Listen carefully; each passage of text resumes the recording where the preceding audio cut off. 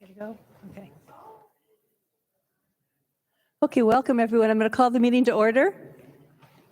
Thank you for coming. It's good to see people in our audience again. I'm happy to see all of your faces and thank you for coming tonight. I'm going to have a roll call by our city clerk, Kathy Valdez. The record shall reflect that all members are present. If you'll all rise, we're going to have a pledge of allegiance, which will be led by Councilmember Contreras.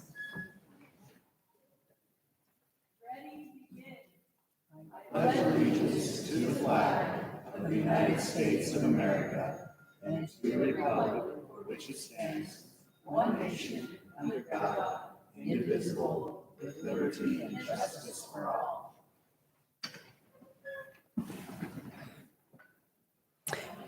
In accordance with the Brown Act, I'd like to announce that as a result of convening simultaneous meetings, the members of the Buena Sanitation District will receive compensation of $147.75 for the district meeting pursuant to Buena Sanitation District Ordinance 2006-1. I'd like to remind everyone that the Vista Municipal Code requires members of the public to observe order and decorum at the meeting and to conduct themselves in a courteous manner. The ordinance was adopted to allow public input and to facilitate city business without disruption of the meeting. Applause is appropriate for items listed under the presentation portion of the agenda only. To speak on an item on the agenda, please fill out a speaker slip with the number of the item you want to speak on and give it to the clerk, secretary, staff.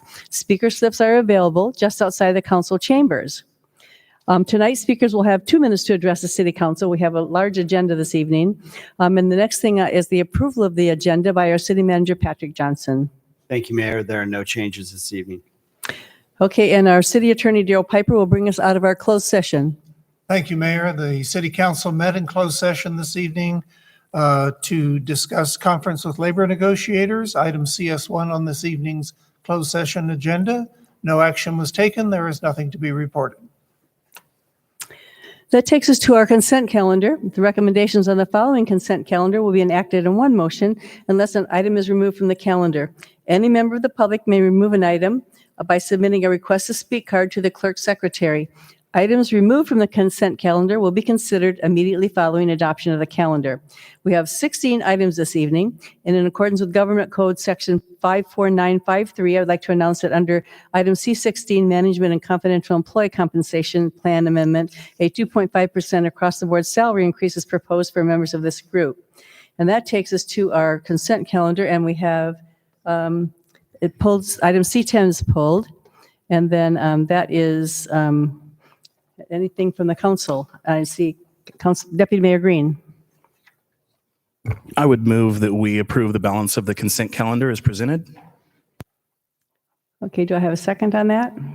Second. I have a second by Councilmember Franklin, so please cast your votes. Your roll call vote.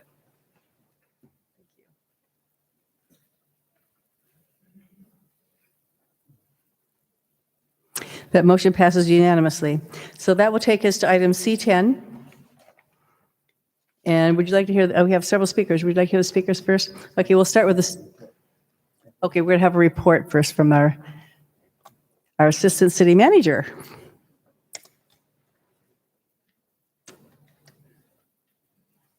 Good evening, Mayor and City Council members. I believe there's a PowerPoint. Thank you, Kathy. Sorry.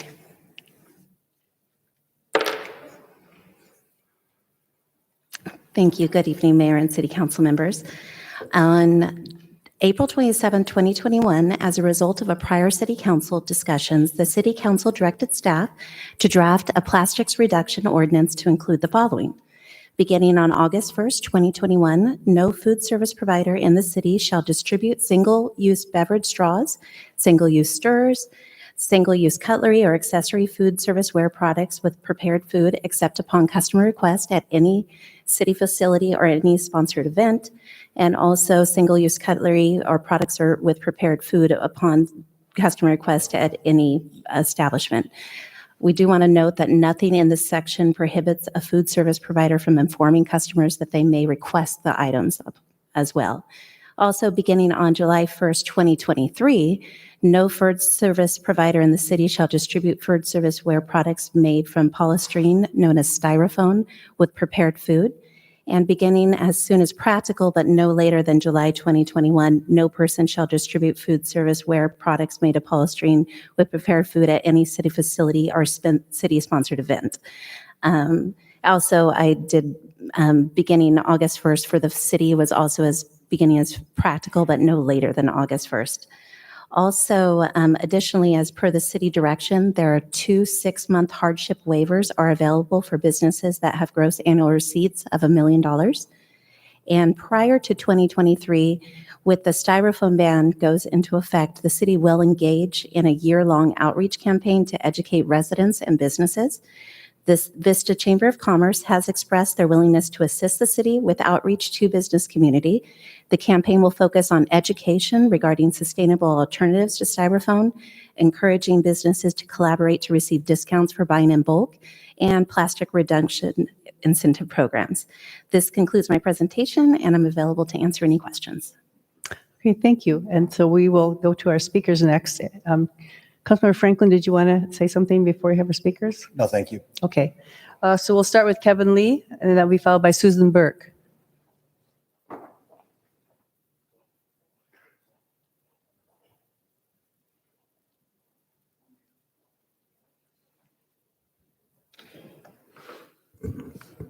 Hi there, and good evening, Mayor Ritter and Vista City Council members. My name is Kevin Lee, and I am the Environmental Impact and Compliance Specialist with Dr. Bronner's. And I am speaking on behalf of the company, which is a 5th-generation family-run local business and California Benefit Corporation. Dr. Bronner's is in full support of an ordinance that will require single-use straws, utensils, and accessory items only upon request. We also agree that an expanded polystyrene or styrofoam in foodware products should be prohibited by 2023. Establishing an ordinance on single-use plastics will help reduce plastic pollution in our beautiful city, and it will also reduce demand for products that rely on fossil fuels. This is in alignment with steps needed to reduce Vista's climate impact. While it may take a little time for a few of our local businesses to adjust initially, taking action on single-use plastics is the right thing to do, and over time with good inventory and financial management, all businesses will be able to adjust. We have seen this time and again in cities all over the state of California and beyond. We hope that the City of Vista will provide resources and support for our local businesses to make the transition a smooth one. We commit to working with City Council, Mayor Ritter, and the business community to support action however we can. Thank you. Thank you. Next is Susan Burke, and we have a lot of speakers tonight, so if I'll call up 2 names, and then if the other person would come up and stand on the side over here, it will make it a little more efficient. So Susan Burke is to be followed by Janice Jones. Good evening, Mayor and Council. I want to first thank you all very much from the bottom of my heart for making this go forward. It is incredibly impactful. As I was waiting for the meeting to start, I noticed several of the PSAs on the screen. One was dog waste, another was get rid of your hazardous waste. And that shows me that everybody is on board with protecting our environment. And then I saw the ad for Creek Walk. Creek Walk is beautiful. I love it. I love the horses. Unfortunately, each time I go there, it is littered with single-use plastics. In fact, anytime I come into the village, I have to go through the 78 and Carlsbad Village Drive intersection, and it is full of trash. Now, a lot of this happens by accident. Things fall out of cars or out of the dumpster truck. But most of it, unfortunately, is due to the irresponsibility of the consumers.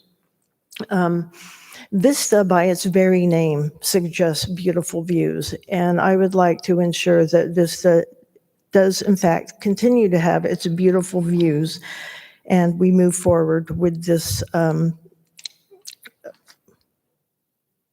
agenda item. Sorry. Okay. I was up early. I even took off work early, an hour early, so I could get here. So I appreciate everything you're doing, and please move forward with this. Thank you. Thank you. We appreciate that. Janice Jones, and followed by Brian McDonald. Good evening, Mayor, council members, and city staff. I first want to express my heartfelt gratitude that we've gotten to this point together and that we have a proposal before us that is going to make a difference in our community. The multitude of reasons why we need to do this have already been expressed at prior council meetings and in the dozens of written comments that you've received.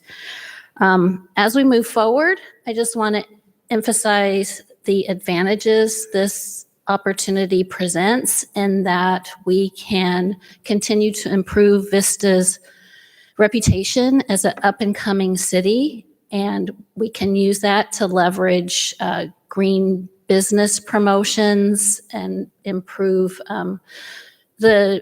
the reasons why people want to visit Vista in the first place. They want to come to a clean, litter-free city that has its citizens and the environment in mind always. Ultimately, it would be best if we all carried our own single-use utensils, straws, stirrers, etc., and we didn't have to burden the restaurant with providing them to us at all. But until we get to that point, this is a really good step in the right direction. Staff has developed an excellent ordinance that will allow us to raise awareness. It will encourage everyone, residents and business owners, to consider how our choices, how their choices impact the environment. So once again, heartfelt gratitude. Thanks for your time, your consideration on this issue. And it's amazing to be a Vista resident at this time for so many reasons. Thank you. Thank you. Brian McDonald, followed by Phil Church. Hello and good evening. My name is Brian McDonald. I'm the founder and CEO of Importe. It's a zero waste takeout program that we have run in San Diego. I'm actually a La Jolla resident, so it took me an hour to get here. It's going to take me an hour to get back, but it means a lot for me to be here tonight. So thank you all for being here as well. The reason I wanted to speak on this tonight is because I spend a lot of times with restaurants. We have 15 restaurants in our program today. I didn't come here to talk about my business, though. I came here to talk about the C10 that we're talking about now. I work with restaurants all the time. We're a Surfrider Ocean Friendly vendor within the Surfrider Ocean Friendly restaurant program. If you're familiar with that, it's restaurants that make environmentally friendly choices. I'll kind of keep it brief with that. But Surfrider Ocean Friendly restaurants typically do better. They have more customers, more revenue, and they stick around longer. So by reducing the number of single-use plastics at each of these restaurants, you're going to save them money, and it's going to be good for everybody. It's going to be good for the restaurant's business. And honestly, I guess one of the things that my takeaway is something I've been thinking about a lot lately is where I stand with like all these different issues that are going on in the world, and not necessarily COVID in this specific instance. I'm talking about social justice, environmental justice, and things of that nature. And I want to make sure that I'm on the right side of history, and I'm asking you to do the same. So thank you. Thank you, sir. Phil Church, followed by Stephanie Jackal. Good evening, Mayor and Council. My name is Phil Church. I'm a resident of Vista. And I'd just briefly like to thank Councilmember Contreras and the Surfrider Group for bringing this well-presented matter to the council, and the way staff and council has shown us how all the cogs in the wheels can mesh. Please go forward. This is a great project. I look forward to seeing it get a yes vote. Thank you. Thank you. Stephanie Jackal, followed by Mitch Silverstein. Good evening. Thank you very much for bringing this ordinance to the council this evening. You already have the letter from Pia Romano for South Vista Communities supporting the ordinance about single-use plastics in your paperwork.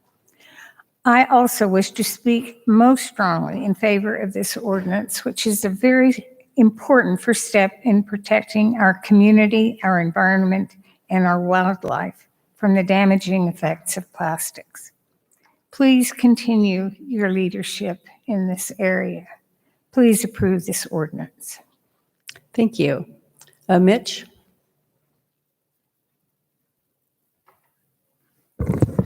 Good evening, Honorable Mayor and City Council. My name is Mitch Silverstein, and I'm the Chapter Manager for Surfrider Foundation San Diego County. On behalf of our 50,000 members, including 3,000 in San Diego County, and especially our members and supporters in Vista and its adjacent coastal communities, I'd like to express our support for item C10 regarding plastic pollution reduction. The upon request only stipulation, which means food vendors will be required to give straws, utensils, and other takeout accessories only upon request, is very simple change and costs businesses nothing. It's not a ban and only requires food vendors to stop giving their customers a bunch of extra items they don't need and did not even ask for in the first place. In fact, these skip the stuff ordinances, as they're commonly referred to, actually save businesses money by reducing their needless distribution of single-use plastic items. Furthermore, Vista's streets and open spaces, and consequently our beaches and ocean, which are directly downstream of Vista, will be cleaner due to a decrease, even if it's a modest one, in a particular set of single-use plastics that have a very high likelihood of becoming litter, and that's based on over 10 years of local beach cleanup data, which I'm very intimate with. In practice, customers will simply need to ask for or serve themselves any accessories they need with their takeout. That's hardly a big ask for Vista residents, and I'd venture to say that people will actually appreciate being given a little ownership over their consumption. And then speaking off the cuff, I did read a couple of the criticism letters or opposition letters from the California Restaurant Association and the Chamber of Commerce, and this debate between an upon request only versus an upon offer only, to me that's much ado about nothing, and it's kind of reeks of obstructionism. So I would encourage the council to kind of ignore that. And then also I would have to confer with the city attorney, because I'm not sure about this, but my read of the ordinance as it's written is pretty clear that there's nothing saying that a restaurant or cafe can't put a self-serve station. And if I go there and I need a utensil or a straw, Your time is up. that's upon request only. So thank you, and please support this ordinance. Actually, thank you. And actually, while he's on that, I was going to ask about that for dispensers, for if you go into some place, rather than having to go to the counter and, if there could be dispensers, that I would appreciate that.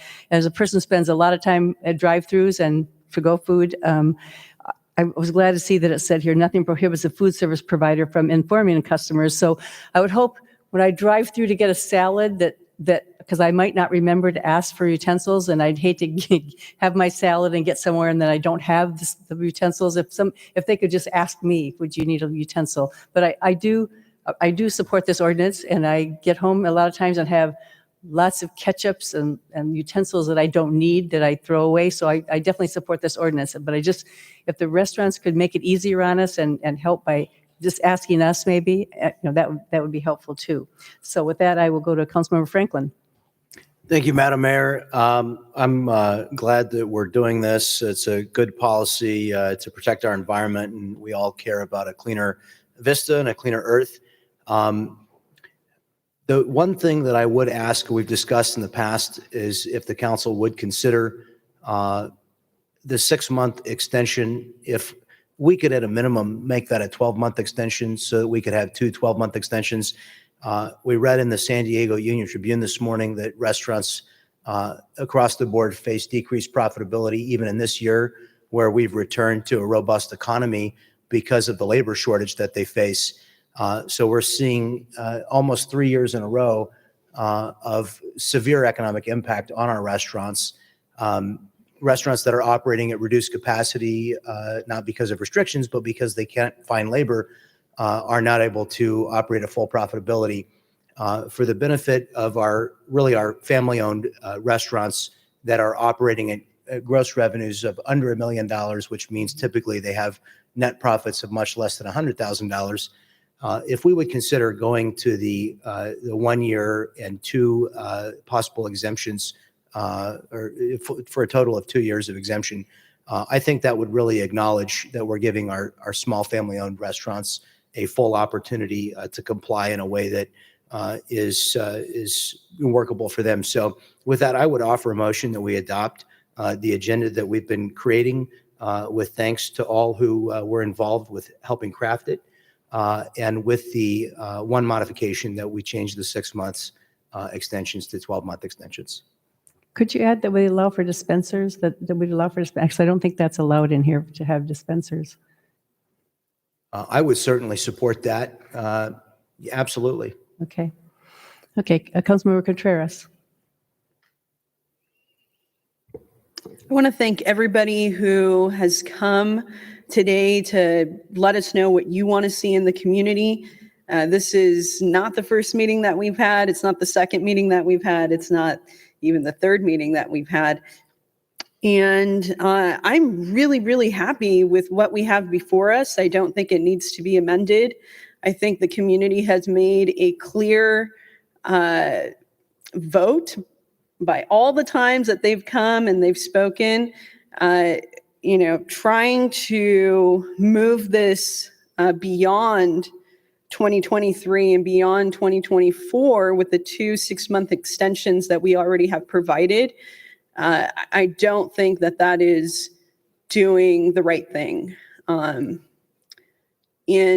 I definitely know that if the motion moves forward the way that it's presented, I can't support it. It's very clear what the right thing to do is, and that is to adopt staff's recommendation as written. And all the meetings that we have had, we have yet to have a restaurant owner come and tell us that this is not going to be something that they can do. So I really do not believe in moving the goalpost being at the end of this process. So I do look forward to hopefully having a majority on this council that will like to move this item exactly as written. That's all my comments. I could go on for a lot longer, but I think the people have spoken many, many times before this body, and I want to do right by the people. Councilmember Melendez. Thank you, Madam Mayor. I'm very excited about this ordinance. I think that it's a really great move, a great way for Vista to take more leadership and more responsibility to keeping our environment clean, keeping our environment beautiful. I have been really disappointed when I hear from people who are from Vista or visitors of Vista who share anecdotes or stories that reinforce this idea that Vista is trashy or that Vista is dirty or that we're, not like other cities because of the trash that we see in our natural resources, along our sidewalks and our parking lots. And so there's a lot that we can do as a city to improve this situation. There's opportunities where we can provide more trash receptacles. We can do our part to do better education with the community. And one of the things that we can do is create an ordinance like this that would allow for us to reduce the amount of plastic that's actually going out into our community. And so I'm very supportive of this ordinance as it is written. And I do believe that there may be some challenges that business owners might face in adapting to this ordinance, particularly when it comes to the styrofoam, right? And providing alternatives to styrofoam. Styrofoam is widely used for drinks and for the clamshells and for other packaging. And so based on the ordinance as it's written, that wouldn't be required to be implemented until no later than July 1st, 2023. And with the hardship waiver that is available to the businesses, they would be allowed to apply for leniency that would allow them to have 2 6-month waivers that would extend their timeline to July 1st, 2024. So we're still a bit far out from that timeline. And so could you confirm that for me, Amanda? Is that the correct timeline for folks? Okay, as the ordinance is written right now? Yes, so it would be July 2023 for those who do not get a hardship waiver. For those who get 2 consecutive 6-month, it would be July 2024. Okay, Perfect. And yeah, so that's it's far out now, right? And we're going to do a substantial amount of education, outreach in the community to allow for, support as people adapt to this ordinance. So I think that is really the key that some of my fellow council members are expressing some of the concerns, right? That when it comes to the styrofoam and adapting the alternative styrofoam packaging and cups and all of that, it might be challenging. So I do see that there's a significant time frame for businesses to be able to adapt. The ordinance is written that way, in addition to 2 6-month waivers that would provide extra time for them. So I'm very supportive of this. I think that this is moving us in the direction of having a more beautiful city, having a more safe city, and having a more comfortable environment to live in for everybody. And I do want to say thank you to all the speakers who came out tonight. Really amazing that people were able to come out and support. I know that, some of you had work, some of you drove from other cities, but this is really a collective fight to improve our environment. And so I'm very grateful for everybody's participation. And thank you to my colleagues for having a great, robust discussion tonight. Deputy Mayor. All right. Thank you so much, Madam Mayor. Number one, Janice Selby Jones, superstar, plastic reduction, good girl. She's been talking about this for a lot of years, and the fact that Councilwoman Contreras got this brought forward and that we got an ordinance that I think is pretty acceptable to a community is super exciting. My concern with the 6 months ordinances is that it was only going to give them a year from our ordinance date. So knowing that it gives them 2 years from our ordinance date, to me, sounds like a good amount of time. The other thing I think we have working on our side is we have good community partners like Dr. Bronner's. And I think if I have a struggling business that we can't help out, a community might be able to come together. One question that I have for a city attorney and maybe a city manager is within 2 years, if we find that we have so many businesses asking for this, can a future council readdress this and maybe come up with a grant program for businesses? We obviously don't want to shut any businesses down, but I think moving the goalpost to 2025, that puts us 4 years away from today, which is a long time. So July of 2024 with the waivers is 3 years from today. So I'm wondering is if in July of 2023, a council sees we have so many businesses, can we readdress that? Absolutely. The council can always amend its ordinance. Okay. So I don't think right now, at least, that it's necessary to amend it. Having it go through July of 2024, that's even 3 years from the date that we come into it. So I welcome any businesses in Vista that are having issues to reach out to me. My email is joegreen@cityofvista.com. My cell phone number is 760-815-4872. And if we have problems in the next couple of years, we definitely want to work with you as a council. But giving people till 2024, that's 3 years to comply. And I think that's good. I initially thought it was a lot sooner than that, because when I do 2 6 months, it's a year, but I didn't do it right. So thank you for the question, Katie, and thank you for the clarification. I think that it is written just fine. I had another question. Since the ordinance doesn't prohibit restaurants from putting the single-use dispenser in there, do we really need to add that as an amendment to the motion, or can the ordinance stay the same and businesses can do as they please without us encouraging that per se? This ordinance does not permit single-use dispensers. It does not permit. It does not permit them. That means you have to go ask you'd have to ask Well, you have to ask I get that you have to ask if you want a straw. If you get a salad, inside, if you go inside of a Yeah. restaurant, you'd have to ask. If you forgot your fork, you'd have to go up to wait in line and ask. You have to ask right now for your sauces and stuff now too, though. It's really changed. I mean, you can't just go into a place and grab a handful of Taco Bell sauce anymore. I used to load up my drawers with that when I was really young. But I don't know. I don't know. Karina and John are going to talk again. We're going to let them talk again, and we'll see where I'm at with it. But if you want a straw or a fork, ask for it. And you got 4 years to figure out how to do it right. That seems like a long time to me personally. Thank you. Is it, I have a question. Is it 4 years is it for the styrofoam, or is that because the other things start on August 1st, 2021? That's this year. So do you have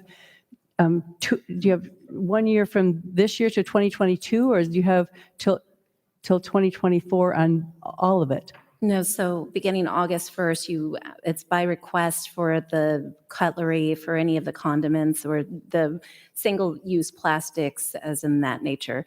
Styrofoam goes into effect on the 2023 date, and the waiver is really meant for the styrofoam. I mean, if someone wants to get a waiver for not asking, I mean, they can probably fill that out, but I don't see that actually being something that any business would do. It's the cost of the styrofoam. So the waiver was really meant for that portion of it, and they would fill it out before the 2023 date going in. But yeah, the first is just for the cutlery, and then the styrofoam is the 2023 third. Okay, and I see actually restaurants now already changing over to paper, like the paper instead of styrofoam. They're like a paper container. So I see that. So, okay. Councilmember Contreras. I just had a question about the buying in bulk conversation. When is that going to start, and what does it look like? Well, that's just so during research, we've looked at other cities, campaigns that they've been doing, and in other states as well. And there was just some cities were getting together and getting their business organizations together to talk about discussions of if we all get together and buy in bulk, then we can lower the cost. That would be some discussion we'd be looking to have with maybe the Chamber of Commerce of looking for providers, or just that's part of our outreach campaign to see what is available. Those are just ideas that we floated, and that's all within before the 2023 deadline that we'll have all that. So we hope within the next year, we'll continue like the research of putting together the platforms, the education, then really kind of like creating lists and ideas and programs during the next year for businesses to really get together to lower costs. And for these types of outreach strategies and looking at helping businesses lower the cost of alternatives to polystyrene, is that something that the council will continue to be made aware of via report, or do we just have to look on the city website? We'll make sure to always inform council of what's going on or any campaigns that we're looking to do. I'm sure our city manager will always keep you informed. Awesome. I just really love the way that this ordinance is written, and I do believe that the time is now for us to take responsibility and stewardship over our planet. We're in a crisis. I do a trash pickup every Wednesday, and the amount of single-use plastic it's just terrible. I'm constantly picking up forks and spoons and the spork spoon combination, polystyrene everywhere. Sometimes it's hard to capture when it's windy because I go to pick it up with my picker and the wind blows and it flies. We take out a lot of these single-use plastics out of our drains. And when it rains, where do they go, right? We also have to keep in mind that as a city, because of another state mandate, we're going to be adversely affected by the pollution that is found in our storm drains. This is not just lowering the costs, right, for the city. It's taking responsibility. It's eventually, maybe not now, maybe it is a little bit more expensive to have an alternative to polystyrene, but the difference is not that big. And the more people that join in and do the responsible thing, the lower the price is going to be for these alternatives. And that's what we've seen. It's just like with solar panels, right? The more that we've been adopting them, the more the technology advances, the price continues to go down. The same is true for alternatives to polystyrene and to single-use plastic. So, I know I'm here to represent not only my district, but the entire city. And I've had so many people come up to me and really say thank you to the council for taking this seriously. It is a serious matter. And if we continue to try and delay it, that's just not the responsible thing to do. And we do have the responsibility to our city and to future generations that are going to inherit what we're planting right now, which is why the tree canopy is so, important, which is why having clean creeks is important. I remember when I was little and I used to go to Wildwood Park and, we'd have family parties and you could go down and there was tons of crawdads. I want to return to a place like that. So that's all I have to say. Councilmember Franklin. Thank you, Madam Mayor, and I appreciate hearing the feedback from my colleagues.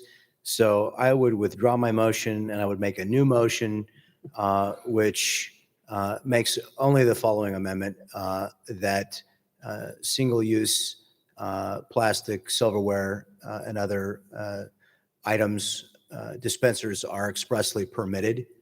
And then not as part of the ordinance, but I would encourage staff to take a look at some of our paper manufacturers and product packaging manufacturers. I know I have at least one in my district that are in that business. Maybe we could approach one of our local manufacturing businesses and ask them if they want to offer, best pricing based on a consortium of buyers that we invite to participate. So I would offer that motion. Is the statement clear enough that we don't have to bring this back a final time? Councilman Franklin, unfortunately, we would need to draft some language to accomplish that goal. And so we would have to bring this back in August in order to do that. Well, what if we just added the words publicly accessible dispensers are specifically authorized by this statute or by this ordinance? Much of the ordinance is framed in negative manners, such as nothing in this ordinance prohibits. We would have to rework the language, and I'm quite reluctant to do that on the dais. But if it's the will of the council, we can include such a statement. We can, but we would bring the ordinance back with its actual language for adoption. So our rules don't allow for an amendment at this time? And final Rules allow adoption? for amendment. The problem is. Do our rules getting the allow for words right. adoption with an amendment at this time? Pardon? Do our rules allow for an adoption with an amendment this time? Yes, the council could amend it, but we need the language in a formal manner in order to be able to actually adopt it. But if we're giving you the exact verbiage, If you have an exact paragraph that you want inserted and can read that, yes. yeah, so it would say, nothing in this ordinance shall be construed to prohibit restaurants from, and other businesses from making plastic utensils available from dispensers accessible to the public. I think we have that on the tape. I can work with that. I think that makes sense. If we go into the coffee shop, we're saying if we pass this as is, we can't get a utensil from the coffee shop or from the restaurant. And I don't think that we contemplated the fact that we were prohibiting. And as one of the speakers who spoke in favor of the ordinance said, put it out so people can take it if they need it. I'm certainly not loading up the drawers at home with the free forks. I'm fond of the metal ones I have at home. So I think that's a reasonable amendment that we could make that makes us more workable for businesses. So I don't think it's counter at all to the intent of the ordinance. So I'd hope that I could find a second for that motion. I would second your motion. So Deputy Mayor Green. Okay. I know it's been moved and seconded, so we're going to vote on it. I definitely get what you guys are saying. I've never really been that inconvenienced by when I'm inside a restaurant needing to go back and ask for something. I mean, I get if they're super busy or something that maybe somebody won't be able to help you. My biggest thing with this, and I think the city attorney clarified is I don't want to bring this back in August. Okay. I want this to be something that's approved right now. I want this to be something where no food service provider in the city shall distribute single-use beverage straws, no single-use stirrers, no single-use cutlery. I feel like we're overcomplicating it a little bit by adding this. But if the majority of my council, wants to go this way, I would be okay with it. My biggest fear with it is that we're going to encourage people to do that and kind of take the easy way out, is that people are just going to load things up again. And, the whole use of this is to, limit the trash intake. And if people can come up and just take whatever they want, you might take 5 forks, but only need 3 or 4. And I'm not an expert in trash pickup. I don't pick up as much trash as Janice Selby or Sarah Spinks or Alexis Poncher or Karina Contreras do.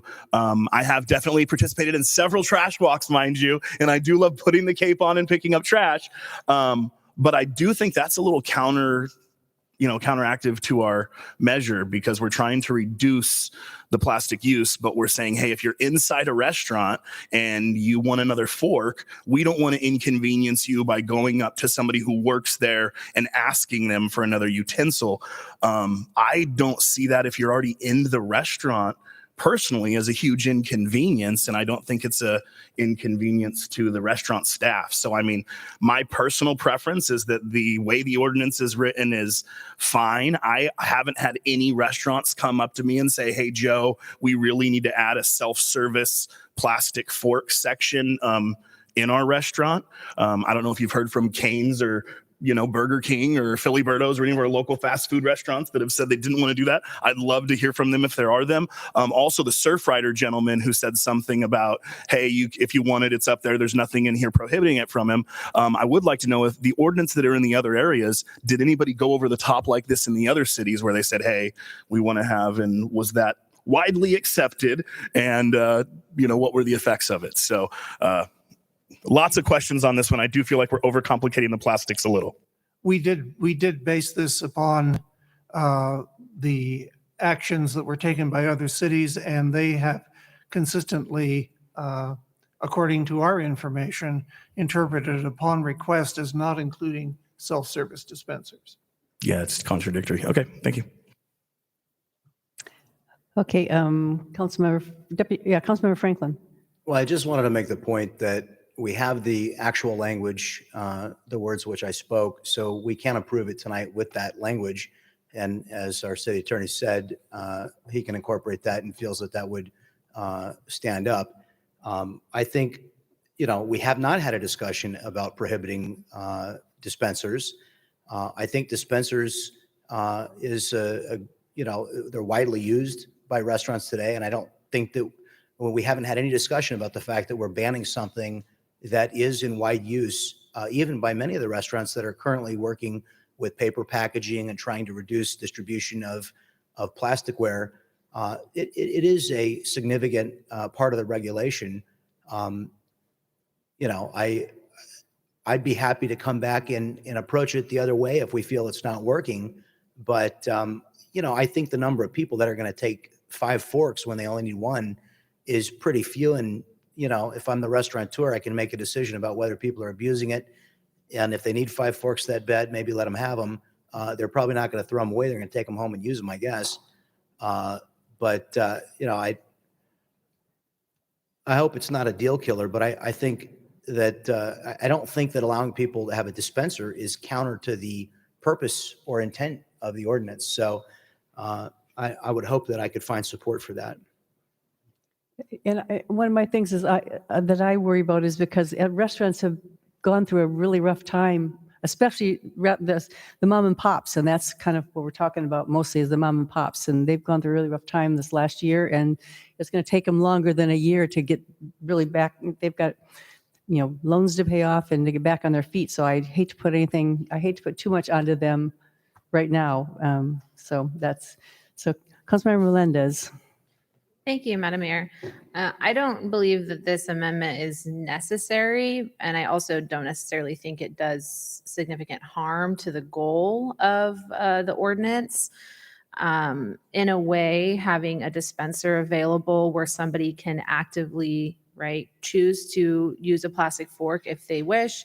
It sort of acts as a request mechanism.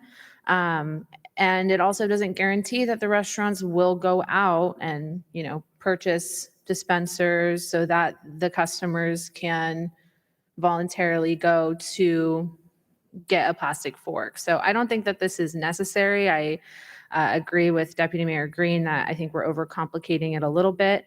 But this is currently the motion that's on the floor with a second. And, while I don't think that it's necessary, I can understand and see that having a dispenser available can be seen as parallel to going up to a staff member and making that request. I think there might be a concern that people would abuse having self-dispensers, and I am interested in understanding a little bit more why in the original ordinance there was a specific prohibition of these dispensers. Is there specific evidence that shows that these tend to provide a surplus of plastics, or is it just kind of following the similar cities' ordinances? What's the rationale behind the prohibiting of a dispenser?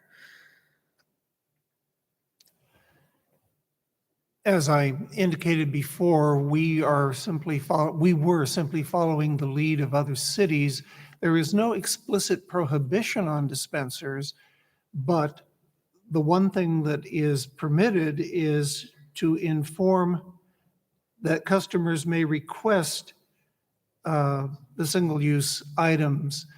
And we are told by other cities that they are interpreting that language as not including the ability to have the dispensers. We did not, certainly my office did not do any independent research in that area. Okay, so I have if I could no clarify. explanation as to why other cities have all gone in that direction. Okay, so in the Vista ordinance then, it prohibits the use of dispensers. That's our interpretation of the ordinance, yes. It doesn't specifically say or allude to dispensers. It's just, that's the outcome. The language of the ordinance is what you see in front of you. There's no direct prohibition. It's just the fact that it's insinuated based on the interpretation of other cities. Councilmember Contreras. I just want to say that I'm here to save the planet and not plastic. So, I disagree with the interpretation that says that this prohibits the use of dispensers when it does not explicitly prohibit the use of dispensers.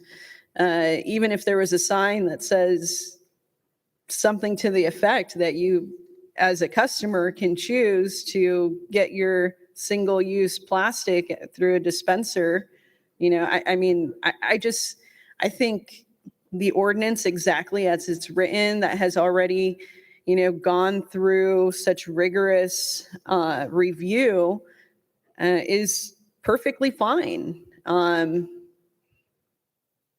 in any case, it would be our staff that would be doing any kind of enforcement. Is that correct? That is correct. Yes. So I think it should just be known that the interpretation that the council is taking is that using a dispenser for single-use plastics is not explicitly prohibited by this ordinance, and therefore would be permissible to any business that is already utilizing such a service or intends to utilize such a service. That's how I read the ordinance. I think we would have to, I don't see why we need to even just belabor the point more and discuss this on and on and on and on. We've had so many meetings, and I'm still waiting for people to come and tell me that there's a problem with our discussion or with this ordinance as written. We've had many, many, many meetings, and yet we have not had any opposition or any points of concern on the public record for this item. So I support this ordinance exactly as written. Outside of that, let's just make sure that we don't get lost when we're discussing items like this. I think it's great, and I really commend staff on putting together such a beautiful ordinance that the people really, really like. I think if we took this to a public vote, it would probably get 99% in favor. So, yeah, I'm just not in favor of changing anything on it, but I do support the spirit of the conversation that we're having. I just don't think that we need to go the extra mile to, save plastic over the environment. Thanks. Deputy Mayor. Okay, Daryl, thank you so much for clarifying that there is no official prohibition on having a single-use dispenser. It's an interpretation, and it's how you interpret it. It's how some other people interpret it. I think exactly the same as Councilwoman Contreras and Councilwoman Melendez, and probably Mayor Ritter and Councilmember Franklin, is that it is written fine, and since it doesn't specifically say you cannot have one, that does facilitate an on request. If a customer comes up and takes their fork out of the thing, they just asked for it and they took it. Therefore, my interpretation is we're not prohibiting them with this. And I would think that I wrote down, since enforcement is the city's responsibility, when they come out, if a property owner says, I read your ordinance, I interpret it as I could put this out there, then we would be able to say, yep, you're right. It is up for interpretation per se. I don't think that additional clarity is needed, nor do I think an amendment to this is needed. So my request would be that Councilmember Franklin withdraw his amendment. We just approve this as presented with it interpreted how we're interpreting it. And if we have a lot of issues with too many dispensers, we relook at it. But for now, the interpretation I have is that there's no specific item prohibiting you from having a self-serve one. Therefore, you interpret this ordinance how you'd like. I don't think we're going to be going to Burger King and Jack in the Box and Taco Bell and saying you have to throw away your fork giver-awayers and things. Are you, Mr. Are we going to have our enforcers go to all these places? Deputy Mayor Green, and the other members of the council, I think it's clear how you are interpreting it. Thank and you. our office will follow. Boom. All right. Look at us interpreting. So with that, my request is that Councilmember Franklin withdraw his motion and make a new one. Councilor Franklin, take it home. I appreciate very much the spirit, divorced entirely from the subject matter, creating ambiguous ordinances that business owners have difficulty interpreting, that the city attorney and other cities interpret one way, that a code enforcement officer or supervisor interprets one way, that the city says, well, but we're going to interpret. It's not enforceable because there is this great ambiguity. What is the difficulty with the plain and simple statement? All five of us expressed the sentiment that we didn't oppose the dispensers or didn't have a problem with that methodology of enforcement. So what then truly would be the issue with having a clear ordinance that our business people can follow without confusion, that our code enforcement officers can enforce without confusion? It seems simple to me. The amendment does not change the way all five of us want to see it enforced. And therefore, I would respectfully ask that the motion stand. Deputy Mayor.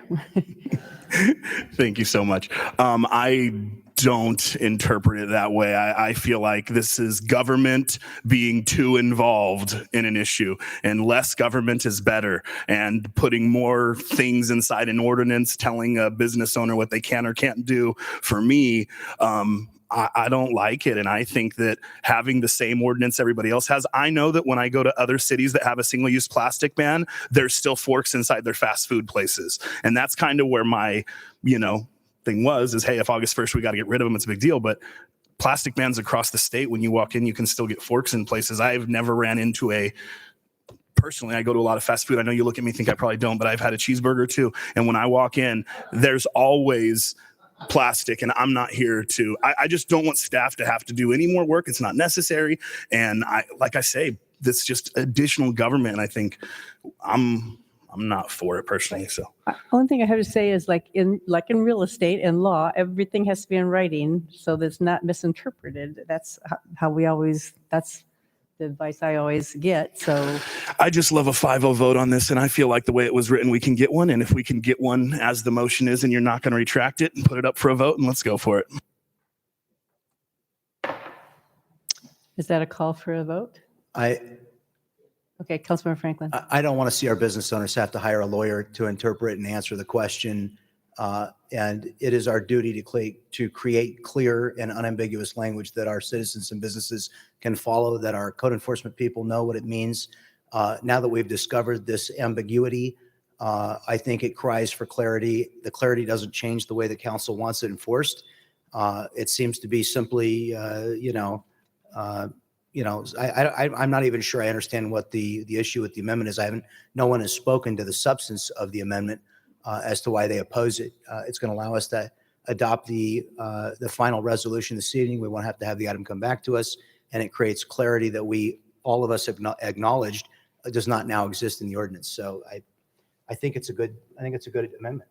So how about I just call for the vote, huh? And we'll go from there. So please cast your votes.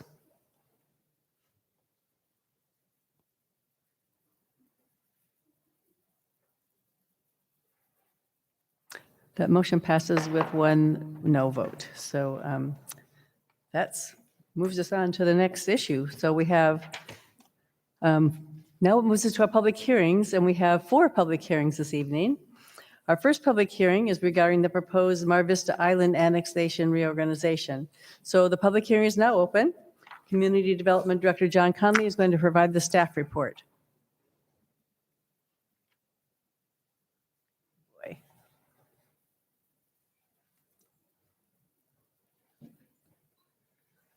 Thank you, Mayor and Council. This is the proposed Mar Vista annexation, as the mayor mentioned. It is a proposal to annex an area that is currently under the county's jurisdiction into the city of Vista. The project area is shown here on the slide. It is shown with the red polygon around it, and there is an area within the project area that's served by sewer, which is shown in yellow. The total area of the project area is 143 acres. It's about 108 individual parcels of land. It's completely surrounded by the city boundary, and a portion of the project area is served by sewer through Vista Sanitation, or through Buena, Sanitation. The project area shown here is generally located east of Buena Vista Drive, south of Mar Vista Drive, west of the 78, and north of the Shadow Ridge community. So some history on the properties. In 2002, the Stonegate development, which is a tentative subdivision map, was approved by the County of San Diego for 36 1-acre lots and private streets, which is a private project located within the project area. Sewer service was required for this development, and a gravity flows into Vista's system. But the city had a moratorium on annexations at the time of the development in 2002. And so the Buena Sanitation District agreed to annex the area into their district and exchange flows with Vista for this project. So it's in Buena, but it flows into Vista. The property was developed in 2004, and the property was incorporated into Buena with some additional parcels to the north that were affected by project grading. This is a map of the project area again that shows the area in yellow that's served by Buena, which is the Stonegate development that's shown with the purple polygon. And the areas just to the north of the project that were included because of the project grading. All of the yellow properties are within the Buena Sanitation District and served by sewer. The areas that are not in yellow are on septic. So in 2017, the city initiated annexation of the Stonegate development. This was based on a prior offer of annexation that was granted to the city by the project developer. However, when we went to LAFCO, we were told that because the property was subdivided and there were 36 new owners, that an offer that was granted by the original developer was not going to work and that we would have to go out to vote, so the project was abandoned. In 2019, the Stonemark project, which was an adjacent property, was annexed for sewer service for the same reason. It flowed into Vista and required sewer service from the city. This map shows the same configuration as before, with the Stonemark annexation shown in blue, which was just to the west of the project area. This created the smaller island and allowed the city to proceed with the annexation that's before you this evening. Following the Stonemark annexation, as I mentioned, a smaller island was created. LAFCO has rules specifically under Government Code 56375.3, which allow us to annex islands that are less than 150 acres in size that meet certain criteria. The Mar Vista Island, in staff's opinion, qualifies for this. So staff is proposing the annexation into the city of the project area, detachment from the Vista Fire Protection District, and detachment of a portion of the island area from the Buena Sanitation District. This would also allow elimination of the flow transfer agreement for the Stonegate development between Buena and Vista. So to address a couple of the issues that would affect these properties, first is zoning. The current county zoning is A70 agricultural. The proposed city zoning is A1, also agricultural, under our general plan rural residential designation. It has a minimum lot size of 1 acre, which is consistent with the county zoning. However, the county zoning provides a wider range of agricultural uses than what our A1 zone provides for. And so staff has offered any property owners that are interested in documenting those existing uses and grandfathering those uses, they have the opportunity to do so before the annexation is approved by LAFCO, which we expect to take another 6 months or so. Staff can document these uses, identify them as legal non-conforming, and they can continue in perpetuity. This is a map of our general plan, which shows we've already designated this project area as rural residential under our plan, which is for 1 unit per acre density. Staff's also prepared a fiscal analysis of this annexation consistent with our policy. It was prepared by Tausig and Associates, who maintains our fiscal model. The annexation would not result in a fiscal deficit for the city consistent with our policy. We would have a small surplus projected of about $5,800 a year. The LAFCO fees to complete the annexation are about $19,000, so it would be a little more than a 3-year payback. The fiscal impact analysis does not account for the flow transfer agreement and the time and money exchange between the agencies, so there is some additional benefit there that's not reflected.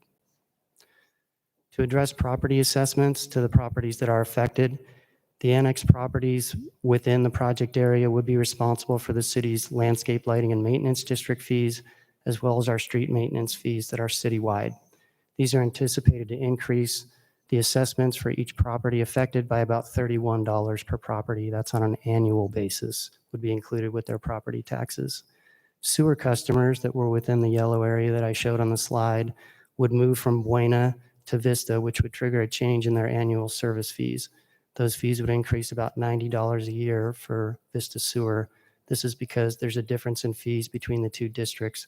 Buena is generally a smaller and newer system, and Vista's is larger and older, and so the fees for annual service and maintenance are different accordingly. As far as public outreach, staff sent a letter out to all the affected owners on May 25th, which provided some general information about the proposal and what impacts to the residents would be. I held a virtual meeting on June 10th on Zoom to answer questions.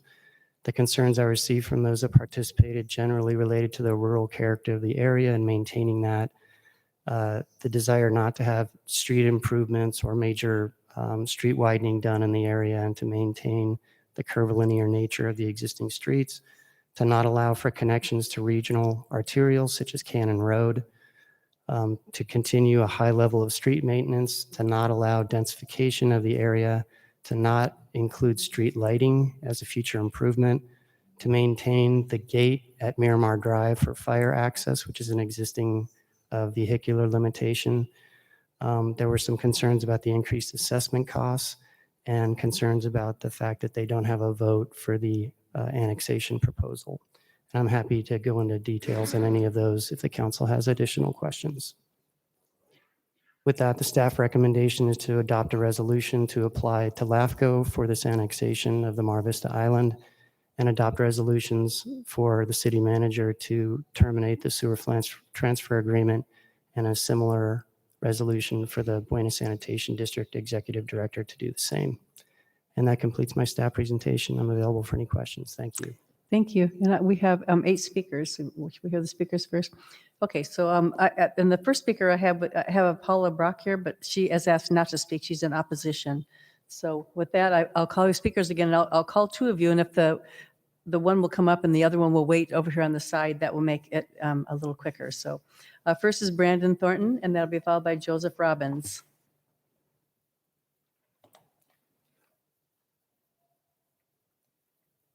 Thanks, Brendan. I'm Brendan, Honorable Mayor and City Council. I have a few points to raise. For point number 1 will be the character of the neighborhood. We enjoy rural with livestock. We have horses, llamas, peacocks. Those are our neighbors. We appreciate having low density. 1 housing per acre is typical. The lack of lighting is really nice. We've got bats, we've got owls, we've got skunks roaming our streets. It's really nice. Second point I will raise, in 2018, City of Vista polled residents within Mar Vista Island concerning a planned annexation of Stonemark neighborhood. Why did the city not poll residents this time around concerning status of their own neighborhood? This has fostered an atmosphere of distrust between residents and their future city council. The third item is a concern that the City of Vista possibly may fast-track property owner requested conversions from the A1 agricultural to R1 or another in order to subdivide and to develop lots, increase in residential or commercial density within our neighborhood.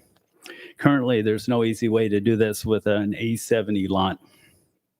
And the fourth item is a question I have for the City of Vista Legal Counsel and City Council. Presently, Miramar Drive meets at a closed gate. From one side, it is a San Diego County maintained road. And the other, it is maintained by the City of Vista. The joint in the middle is fire access easement. I understand that the purpose of an easement is to benefit the community. After annexation and with the easement being regulated by the City of Vista, and because the Mar Vista Island has families with children, and because the route Your along time is Mar up, Vista, sir. okay, Your time's up. okay, but the route is dangerous, and we're wondering if we could keep it closed to through traffic, but open to pedestrians and bicyclists. Thank you. Thank you.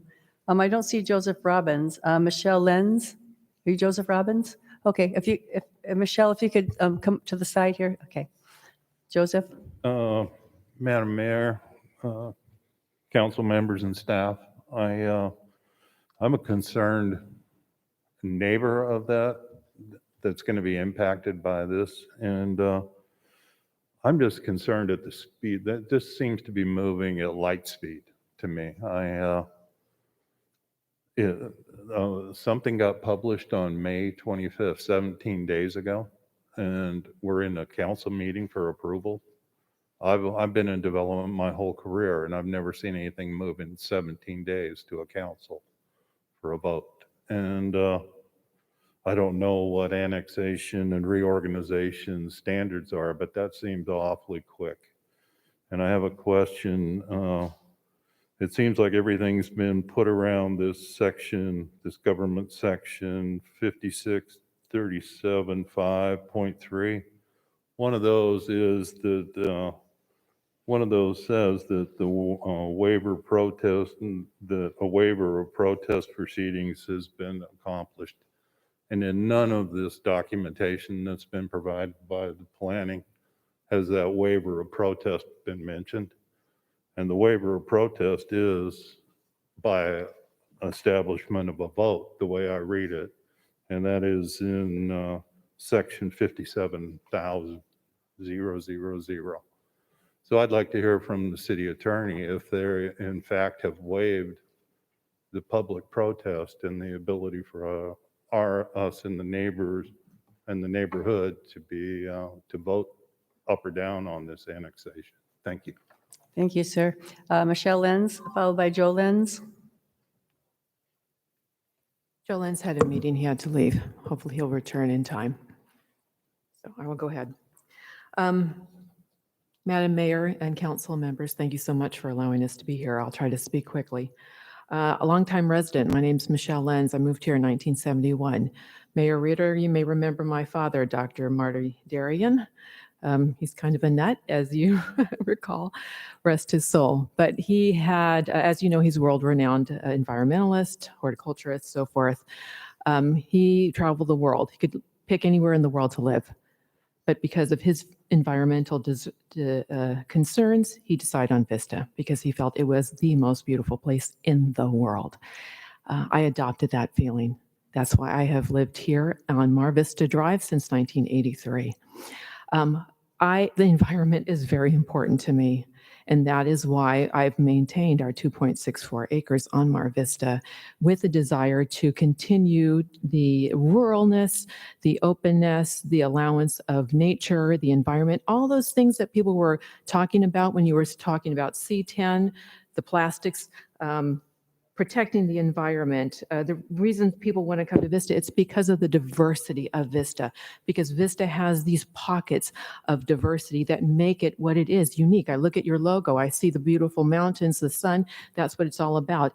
I understand annexing and reorganizing very minutely. However, I do know that that is only one step away from reorganizing and redeveloping, and it's a foot in the door as far as I'm concerned with development.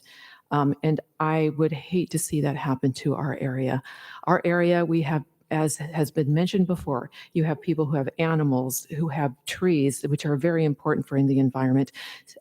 Councilman Contreras, you talked about wanting to return to the way it was. I'm with you. I was there at Wildwood Park, catching crawdads. I was out on where Shadow Ridge is before Thibodeau. I maintain that we maintain. Thank you. Thanks, Michelle. Where did you say Joe is? He's coming back, or he's hoping to come back. He had an urgent meeting he had to leave for. Oh, okay, so should I put him at the end then? If you don't mind. Okay, I'll do that. Okay, and I have Robert Coonan here. He said no speaking. He just wanted to be. He says no position, but he's for the record. That's Rainey Cooper, and that's followed by Davina Joslin. Good evening, one and all. I'm extremely opposed to this. And I have been in Vista for 44 years, and I know that this is the third time that the city has tried to annex this area. What I'm not clear on, if it's about the sewer on the Gamboni Ranch, where Stonegate is now, and Stonemark in the future, why isn't it just that is being annexed, rather than the rest of us that appreciate the semi-rural environment that we bought into? And we've had to fight like crazy for the past 40 years. From the city, we watched the 1,200 acres developed into Shadow Ridge and all that, and we're dealing on Mar Vista Drive. It is now extremely dangerous. I have to agree with the gentleman who spoke before. At the end of Miramar Drive, that is being misused even right now. It's not access just for water and fire and all that, which we need, those accesses. No, we get big trucks on a narrow little road that's maybe 16 to 18 feet wide with a gully on each side. So I don't understand why, other than Stonegate and Stonemark, the old Gamboni Ranch, why this request is for the entire area. I sincerely doubt anyone wants it other than those that want to develop and make money off the Gamboni Ranch. That's all I have to say. Thank you. Davina? I think I have the same thing to say that all those before me. I have lived here in Vista my whole life. I like living in rural. I like having land. I have no interest in being annexed, and I see that the city has annexed several things. I'm a neighbor to this group that is being annexed now. I also understand that my property is next on the list to start getting talk of annexation. So we bought county land, expecting to have the freedom of county land, expecting to have the ability to have things permitted like county land, if we wanted ADUs, to have the fees like the county has, which is not the same as the city, which is not the freedom. The freedoms of what you can do on your land is not the same, and that's not what I bought. So I like the rural county land, and I think it should stay that way. Thank you. And I don't know that if Joe Lenz got back. I don't think he got back. So we'll go to the council. That was our last speaker. And so we'll go to the council comments. We'll go to, start with Councilmember Franklin. Thank you, Madam Mayor. First, could you speak to the issue of protest options for the owners being annexed and this idea of the waiver of the protest? So based on the section of the government code that was referenced in the staff report, it provides for the ability of the city to annex islands of 150 acres or less that meet the criteria in that government code without protest of the affected owners. So it allows us to reject their ability to lodge a protest. Typically under LAFCO rules, they would have a vote, and in this case, they do not. Is there any process by which they could form a petition or develop a consensus of the majority of the property owners that they want to reject the idea? Is there any process given to them? They can, through the public hearing process like tonight, express their opposition to the county just like they can to you, but there's no formal process that I'm aware of through LAFCO that allows them to vote on this matter. So the county will have to approve this at the Board of Supervisors as well as LAFCO's board will have to approve it? No, it just goes to the LAFCO board. Okay. One thing I did want to speak directly to, there was a lot of very valid concern about potential rezoning and development densification. And I would point out that it was the County of San Diego and the Board of Supervisors that made the decision to rezone the once agricultural land into the Stonemark development. That was not the City of Vista. Our action there was to say, if you want to access the sewer system, then you'll become a part of the city. However, the map, the residential development map was approved by the county and would have gone forward without the annexation of the city. So I guess what I want to say there is, if you're concerned about potential rezone and development of the property, it is not the case that the county is necessarily adverse to that, because we have seen recent action of the county doing that. Now, I'm not saying that this council supports that either.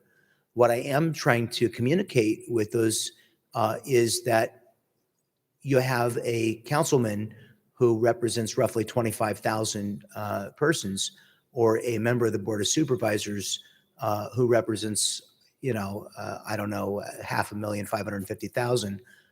You have a better shot, in my opinion, of being heard before this council than you maybe do before the Board of Supervisors. So in terms of, government that governs best, that governs closest to the people, that is a marginal benefit I actually believe that you acquire through this process. And I'm not, I still want to hear the rest of the arguments here and hear from my colleagues, but I did want to make that point that this is not necessarily a super highway towards densification and development.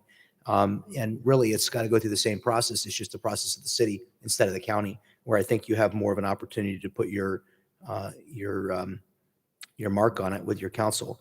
Now, my understanding is that the law requires us to articulate the public benefit to those being annexed. Is that right?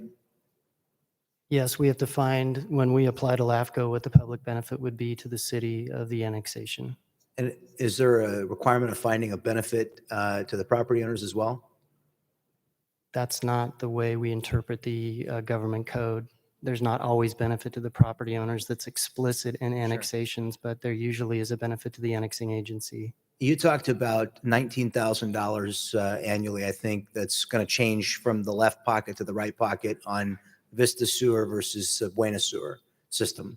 Roughly 20,000, correct? So there's going to be a cost savings to one of our wholly owned subsidiaries, but a deficit to the other. So It's mere transfer of fees, really. yeah, so it's not truly a cost savings in that regard, correct? Correct. Okay, so the only real financial impact are the additional tax revenues. Correct. So, okay, I appreciate that information and look forward to hearing from my colleagues. Councilmember Melendez. Thank you. Okay, I definitely appreciate everybody who came out to speak tonight. And I grew up in a more rural part of Vista. I'm from Vista. Can relate to playing in the creek and playing with the crawdads and getting poison oak and all that good stuff. And I do appreciate that there's a goal and an effort to preserve the biodiversity in some of these semi-rural areas in Vista. That's, there's not every part of Vista is appropriate for development, and I haven't heard or perceived anything from staff that this is, an area of interest or intention for development. But I did want to ask a couple of questions. I wanted to refer to one of the speakers, Mr. Conley, who referred to a poll of the residents. Yeah, I know you mentioned that there was a Zoom meeting that was provided for the residents. Why wasn't there a poll provided for the residents? And what are some of the efforts that the city did take? Sure. So I can explain that. When we initiated the Stone Mark annexation, which is the annexation to the west here that's shown in the blue, by doing that, well, first of all, we had to do that to provide sewer service for that development. They couldn't develop without sewer service, so they had to annex into the city to do so. When we did that, we created a smaller island, which is the island area we're addressing tonight. And under LAFCO rules, at the time that you annex a larger property, they recommend that you poll the residents to find out who would be interested in joining that annexation. And if there are interested parties, they can join that process. That did happen in the Stonemark case because some of the properties along Buena Vista Drive on the west side of the project area were annexed with it because they were asked. A number of residents in this area were also asked. There was an overwhelming no received from those residents. And so we understand that. However, we still need to move forward with the Stonegate project to address this issue. By doing that, we create an even smaller island. And LAFCO has policies really that do not promote that. They want to see the cities annex these properties because it provides a more equitable distribution of the tax revenue and clarity for the residents as to who their responsible jurisdiction is. Okay. And then in regards to some of the requests with the road access, is it possible for us to make that road accessible to pedestrians and cyclists? I'm going to go to a slide here that I put at the end because I think the picture tells a better story.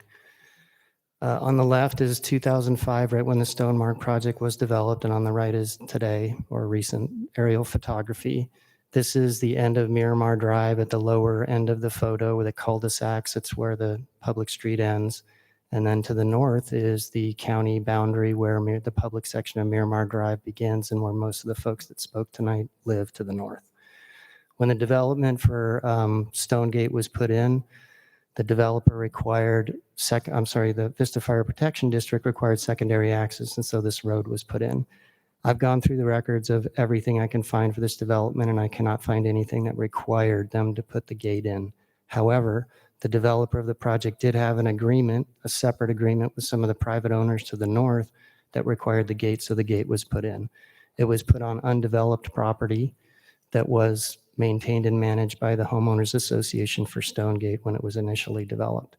In 2008, the subject property was subdivided, split, sold, and is now private property. So in 2021 on the right, you can see there's a home built on it, addressed as 1001 Miramar Drive, or I think it's 1000. There's gates to the north and to the south that serve this private property. There's an access paved easement through the property for sewer and for, I believe, fire for emergency access. but it's not open to the public. It serves this one private property owner. It's located on his private property. It really is his private access gate. So I cannot understand why he would ever want to open it to the public. I don't think the city, frankly, has the ability to tell him he has to keep it closed or has to keep it open because it's on his private property. And there were no conditions to that effect when the Stonegate development was built. However, since it's his private property and it protects his property, he can use it to get in and out, and he can use Miramar Drive, but no one else can, and it's not open to public access. I don't think we have the ability to force him to allow pedestrian or bicycle access on the easement after looking at the issue, but we can investigate that further. Okay, thank you. I just have one more question and comment. So when it comes to folks who, want to retain certain rural aspects, right, keep their horses and good stuff like that, my understanding is that they'll be grandfathered in to allow for that. And one of the speakers did mention ADU fees. So what is the city's ability or authority to modify those as well? Is that something that the city is able to do? So we charge fees that are comparable to the county in the way of plan check and inspection. We do have development impact fees that apply to ADUs under certain circumstances if they don't want to provide for an affordable unit. I think the counties waive those fees, so we have the ability to adopt a similar policy, but that's currently not in place. Okay, thank you. Deputy Mayor. All right. Thank you so much for your report, and thank you for all the residents who showed up. I graduated from Rancho Buena Vista High School in the mid-90s, and I lived in the county off of Buena Creek Road. So Mar Vista Road was definitely a road I was familiar with driving up and down, and had lots of friends and family who lived out there. My brother actually owned a home at 936 Miramar Road decades ago, so I'm very familiar with your area. I love the rural integrity of that community, and I have no need or want to jeopardize the rural integrity of that community. I believe that the 1 acre minimum lots in that area do preserve the integrity of that community. I don't see the topography being beneficial to any developer to come in there. The other thing is we're not requiring anybody to join our sewer. So if you are on septic, you can stay on septic, which is something that's different. If you're in the county and you want to be in the city, we normally require you to go on sewer. So we're not forcing anybody to go on septic. That was a concern of mine. If you are on sewer and you're on the Buena sewer switching to the Vista sewer, it's my understanding it's $121 per year are the total combination of fees. So if you pay your tax bill monthly, it's an extra $10 per month. All the friends that I've had out there, and I know everybody's concerned with the development and the amount of units we have to build and things, but they all lived in Vista. They all went to Vista School. They shopped at Vista stores. They went to Vista restaurants. They had all the benefits of Vista, but they couldn't vote in Vista. If they had any problems on their street, they couldn't call us to fix anything in Vista. And I feel like annexing this island that's been in the middle of our city forever is something that's going to bring the community together more. And it really is going to make you part of our city. And like Councilmember Franklin said, when you have issues in your town that you want to speak of, you can come to council and you can speak to us as opposed to driving all the way down to the county. I'm definitely open to waiving ADU fees in the city of Vista. Initially, when I brought that forward, we only waived ADU fees for affordable units, but I definitely think, we should be in line with the county on waiving development impact fees on ADUs. We have a housing shortage and ADUs are an affordable option for residents. So, and that does help with, you talked about building them in your area. That helps with keeping your rural integrity. You have another unit, you don't got to, develop over there. This annexation, in my opinion, is a make sense annexation. I think that's why it was brought forward to us, is having this little bitty island in the middle of our city. It doesn't make sense. The reason why it's going so fast and doesn't have the standard protest is because of the size of the lot. So I feel like, personally, there's a lot of benefits to the community members. I live off of Foothill Drive in Vista, and I live on a pretty large lot. It's a rural area. The roads were made by the horses and buggies that pulled the vegetation around the town back then. And it's a rural community. It's going to remain rural. And that area off of Warmlands Drive and Vista Grande and Monte Vista, there's a lot of areas that in Vista we're still keeping rural. And we love that. We know we are a farm community. We know our roots.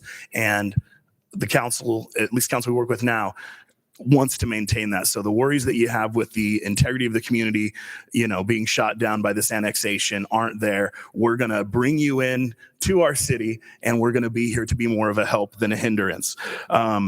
The other thing that I had written down here was that it gives us local control. You allowed to remain on septic. I did have a question about the protest, but I looked it up as well, and it was simply because of the acreage. So from a legal standpoint, we're within our privy to do this. I personally think that it is a make 6 annexation. So with that, I would move that we close the public hearing and accept staff's recommendation to annex this property. Councilmember Contreras. I want to just thank everybody for coming today and letting us know, how you feel about this. It's definitely a concern to the council when we hear grievances. One of the things that I have a difficult time with is the gate that is on private property, and the fact that we wouldn't be able to have a pedestrian access. And so I have a question, perhaps this is for our attorney and perhaps for the city manager as well. If we did at some point want to provide access for cyclists and pedestrians, do we have the authority to remove the gate that's on public property and have a different gate? Council member, it's my understanding the gate is not on public property, it's on private property. So we certainly could arrange to purchase that access from the owner if they weren't willing to give it generally, or we could obviously proceed to condemn that level of access, but that would be a decision to be made by the city council at that time. But since it is private property, we cannot compel access over it. Right. So it's such an odd situation to have the gate on private property when its use is really supposed to be for the public good in case of an emergency. So I do have an issue with the way that gate stands now. And, I grew up off Foothill and Warmland, so I definitely, want to see Vista continue to support its heritage, and that's an agricultural, more rural heritage that we have. So that's something that I think is very important. And when we look at this piece of property, it just barely fits under that 150 acre restriction at 143 acres. I just want to make sure that it's not a burdensome process for the residents of this area to be able to be grandfathered with their current permissible use or uses, especially when it comes to agriculture. Can you speak a little to what that process looks like as it stands? Sure. I've dealt with about a half dozen owners so far. My contact information is in the letter that was sent to everyone. I can provide it tonight again if they'd like, but they just have to email me and advise what the use is that they'd like to grandfather. If they have photos or something they can provide as evidence or something from the county, we can use that. If it requires a site visit, I'll arrange with them and go out and do a site visit. And then I'll write them a letter that identifies what the use is that's grandfathered, and we put it in our electronic files under their property address so that when they come in the future for permits or zoning issues, that's there. What about if a property owner has not taken the steps for a currently permissible? They would have to establish the use before the annexation was recorded by LAFCO in order for the use to be grandfathered. It has to be an existing use on the property at the time of annexation. So that's about 6 months out. That doesn't really give people that much time. But we can't provide for zoning allowances that are not in the zone that we're applying to the land. So even a proposal that would be an idea in its idea stage. So we can work with some owners if they have some, outside the box proposals to continue an existing use. And we're certainly willing to be flexible on that. But at some point, we kind of have to draw the line. Okay. But like I said, we have about another 6 months before this gets in front of LAFCO and is recorded based on my estimation. So folks still have quite some time to connect with the staff and document any nonconformity. Okay. Thank you. Councilmember Franklin. I just want to clarify, when you talk about nonconformity, you're talking about nonconformity with the current county zoning. I'm talking about uses that would be allowed under the current county zoning that would no longer be allowed under the Vista zoning. Okay, so these are all legal permissible uses under the present zoning by the Correct. county. Okay. And what are we going to do to communicate with property owners the types of potential uses that may be allowable? Is it possible for us to come back and just allow, adopt a similar zoning ordinance that the county has so that there is no change in the zoning that applies? For this particular area? Yeah, could we do a specific plan? Sure, we could.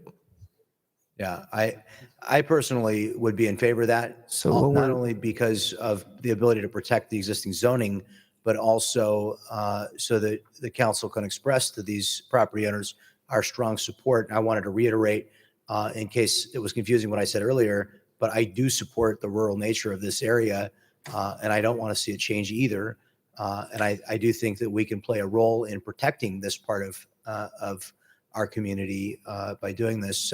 And I think having a specific plan which adopts the existing, because I don't want to see somebody 6 months from now realize they should have come to see us about a use that we then outlawed in the end. I'm good with that.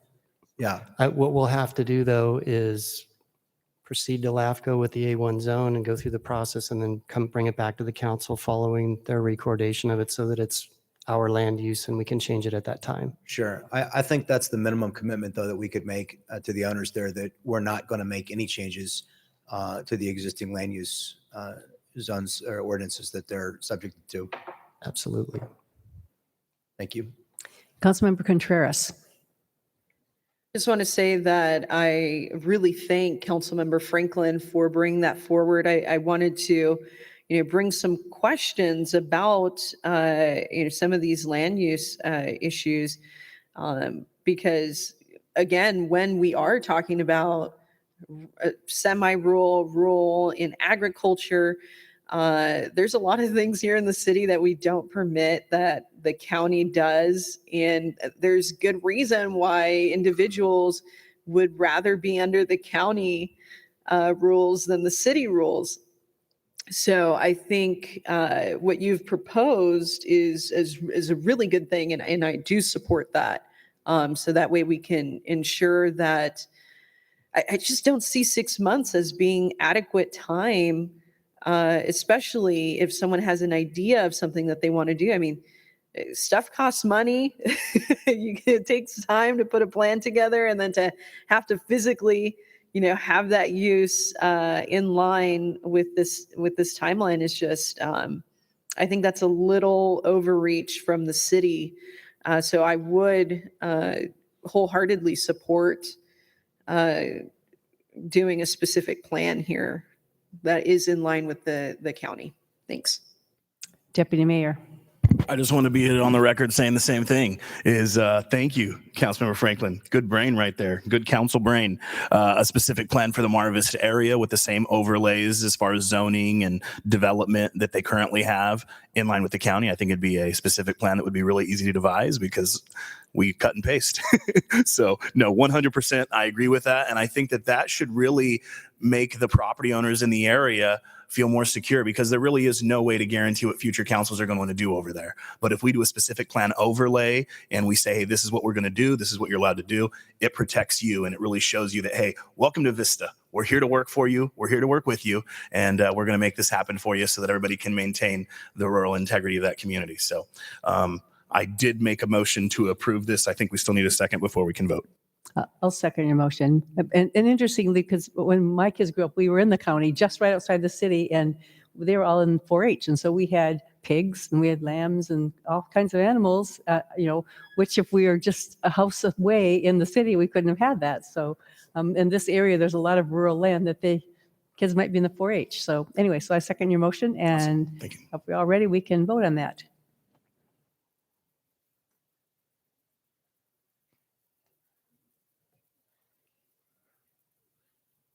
Motion passes unanimously.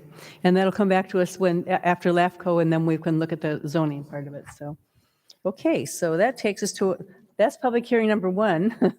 You guys have got a long way to go tonight. This is public hearing number 2. This public hearing is regarding proposed amendments to Title 5 of the Vista Municipal Code, Title 18 of the Development Code, and the Vista Business Park Specific Plan related to adult use cannabis businesses. And so we have an interpreter here if we need it. And the public hearing is now open, and Director Conley will provide the staff report.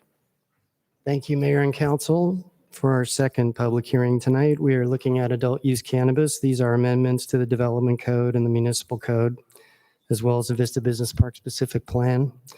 So on May 25th, the council directed staff to develop an ordinance that would allow for the adult use of cannabis, and directed us to evaluate it from a legal perspective for best course of action, to provide the tax rate provided by Measure AA that was approved by the voters in 2018, and for the ordinance to be prepared and brought back as soon as possible for a vote of the City Council. So staff has made amendments to the Development Code, Chapters 1802, which includes definitions, 1835, the mixed use zone, 1838, 40, and 42, which are the C zones, 1844, the M1 zone, and 1846, the IP zone. These are all the same zones that were identified in Measure Z to allow medical cannabis. They would also be amended to allow adult use cannabis. The Vista Business Park Specific Plan, Area B, which is the manufacturing area, would also be amended to add the applicable definitions and establish adult use cannabis as a permitted use. We would also establish new licensing requirements under Title V of the Municipal Code, which I'll walk through. The Development Code amendments would first amend Chapter 1802, Purpose, Interpretation, and Definitions of our zoning code. It would define adult use cannabis as a location where cannabis is provided to individuals who are 21 years old or older. And it would add a definition for a local cannabis license, which would address all of the licensed legal cannabis uses in the city. The chapters of the Development Code that were referenced, the mixed use zone, the C zones, the manufacturing and industrial zones, would be amended to add adult use cannabis businesses as a classification in each zone as a permitted use. The Vista Business Park Specific Plan amendments would similarly add definitions and would add adult use cannabis businesses as a classification in Area B as a permitted use. These are the areas graphically shown on the left are the C zones, the M1 zone, and the IP zone that exist today. On the right is the Vista Business Park Specific Plan, and the Area B, Research Light Industrial, which is the white area, would be the permissible zone. These are also the same zones, as I mentioned, that were identified in Measure Z. We would also recommend a municipal code amendment by adding Chapter 5.95 to address the licensing of these businesses. The licensing regulations would limit the location of adult use cannabis licenses to existing medical cannabis retail locations approved under Measure Z only. The licensing regulations would also address some administrative requirements and operating standards. This map shows the location of the 11 existing cannabis retail locations and the address and name of the businesses on the left. These are the locations that the licensing requirements would limit to. So in other words, the existing dispensaries would be permitted to provide for adult use, but we wouldn't be able to establish new locations that don't currently exist under Measure Z. There are a number of operating standards that are also addressed in Chapter 5.95, which I'm not going to go through individually, but they're listed here. If the council wants to get into any details on the specific operating requirements, I'm happy to answer questions. There's a fee structure proposed to allow for these applications for adult use licensing for application, renewal, transfer, and other administrative requirements, which are included in your packet and shown here, and these are also recommended for approval. And with that, the staff recommendation is to amend the specific chapters of the development code, amend the Vista Business Park specific plan, adopt a new chapter of the municipal code for adult use cannabis licensing, and adopt the recommended fee structure. And that completes my staff recommendation. Thank you, Mayor. Okay, thank you. We have a lot of speakers here, so we'll start with our speakers. And remember, we have 2 minutes, and I'll call the two names, and if the one would be waiting on the side, that would be very helpful to move it through. So first is Erica Leary, followed by John Byram.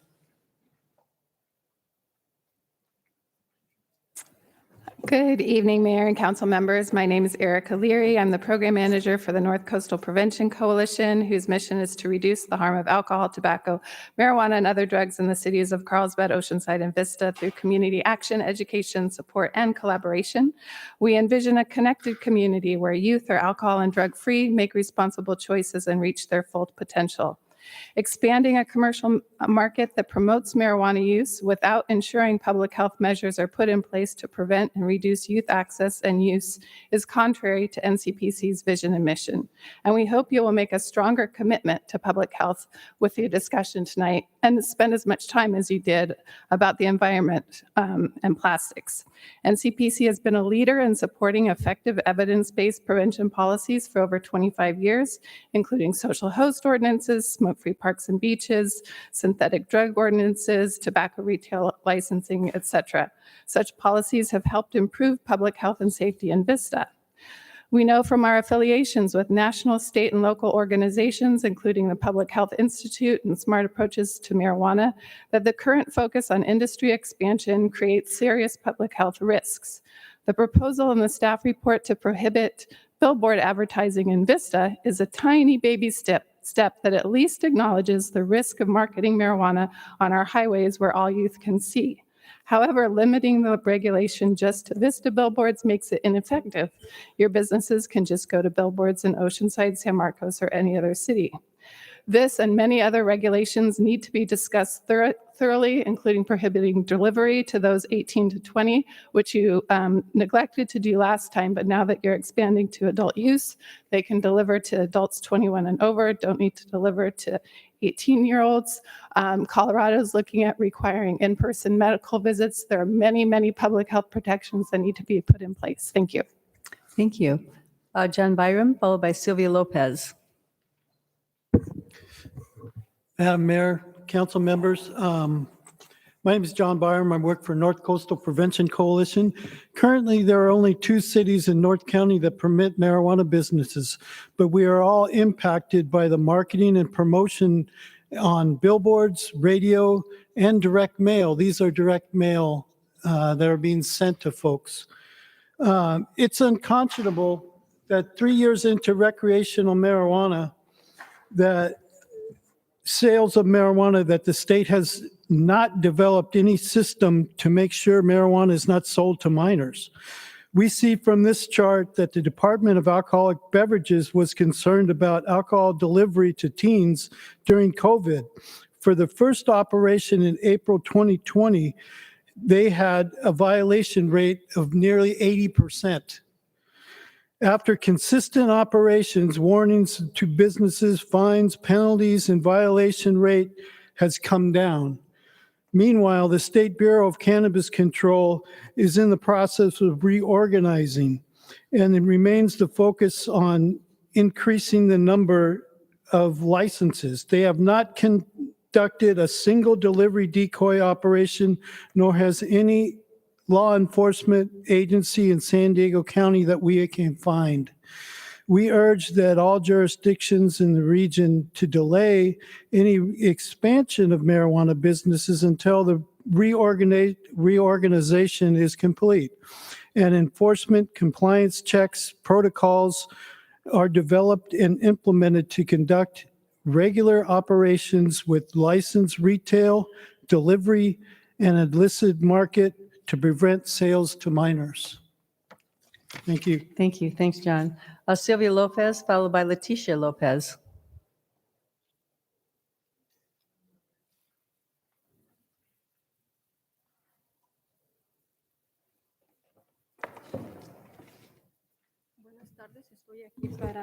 Good afternoon. I'm here to express my opinion in regards to the sale of marijuana. Before the dispensaries, all the time, I used to see children, middle school and young adults, smoking marijuana in the parks. That is very, very unpleasant because my daughter needed to witness all of that. But now it's even worse. Now, since the dispensaries are open, the smell of marijuana is everywhere. To the point that my son, they even recognize the smell. Because it's so common. We just go out and walk and we see people smoking marijuana in their cars and public views. And there's no control where to smoke and where not to smoke. Violence increased in our community. It happens just recently in Grand Park. Just a few days ago, I heard about a member of the council, and I could say I love my family and I love my community, and I could like a healthy Vista and safe for everybody. And I couldn't do anything to harm. We are coming out of a crisis. We are so sensitive and we need to help each other in order to overcome this. In my opinion, a community, we as an individuals, we're passing this very difficult situation, just like we lived through the pandemic. To give access to marijuana, my daughter, she's planning to attend a school that is very close to my house, but she can go walking by herself because it's very dangerous. We live in an unsafe community. I don't know how is the area that you live. I'm sure it's different. My children, they are not, they cannot go outside my house and play. They would like to go to the park. And this moment, these days that is pretty hot, we would like to go outside and play in the park. But we see the strong smell of marijuana everywhere. That we all get inside, we go back home and we close. We close doors, we close windows. It's impossible to be outside. We live in a free country, but we're closed in our house. Thank you. Thank you. Next is Leticia Lopez, followed by Maria Lopez. Good afternoon, members of the council. My name is Leticia Lopez. I'm a Vista resident. I don't agree to the approval of marijuana for recreational use. The dispensaries, and the one that you approved in the past, it really damaged our city in this occasion. The increase of use of marijuana is affecting our children. And I have seen that the new marijuana regulation, the youth are using it in public places freely. And with this increase of legal use of marijuana, our youth are using it, and there's an increase in accidents, car accidents in the streets, and I have seen people driving and using marijuana, and that's illegal and quite dangerous, and there's a lot of crime in the city, vandalism. I think the taxes that the use of marijuana, I mean, the sale of marijuana, it's going to be received by the city. It won't be enough for all the problems that this will bring to our community. For the little time that it's been approved, well, the little time that's been approved, there are so many situations that make us feel insecure in our own homes. We see more homeless in the streets, and we see them that they're younger. We see younger homeless in the streets. And there's a lot of, because of that, we have a lot of trash on the streets. There are abandoned businesses. If you approve this, it will affect, because I do have neighbors that consume marijuana. There is a park behind my backyard, and people, the individuals that come and play at the park, they use it, marijuana and alcohol.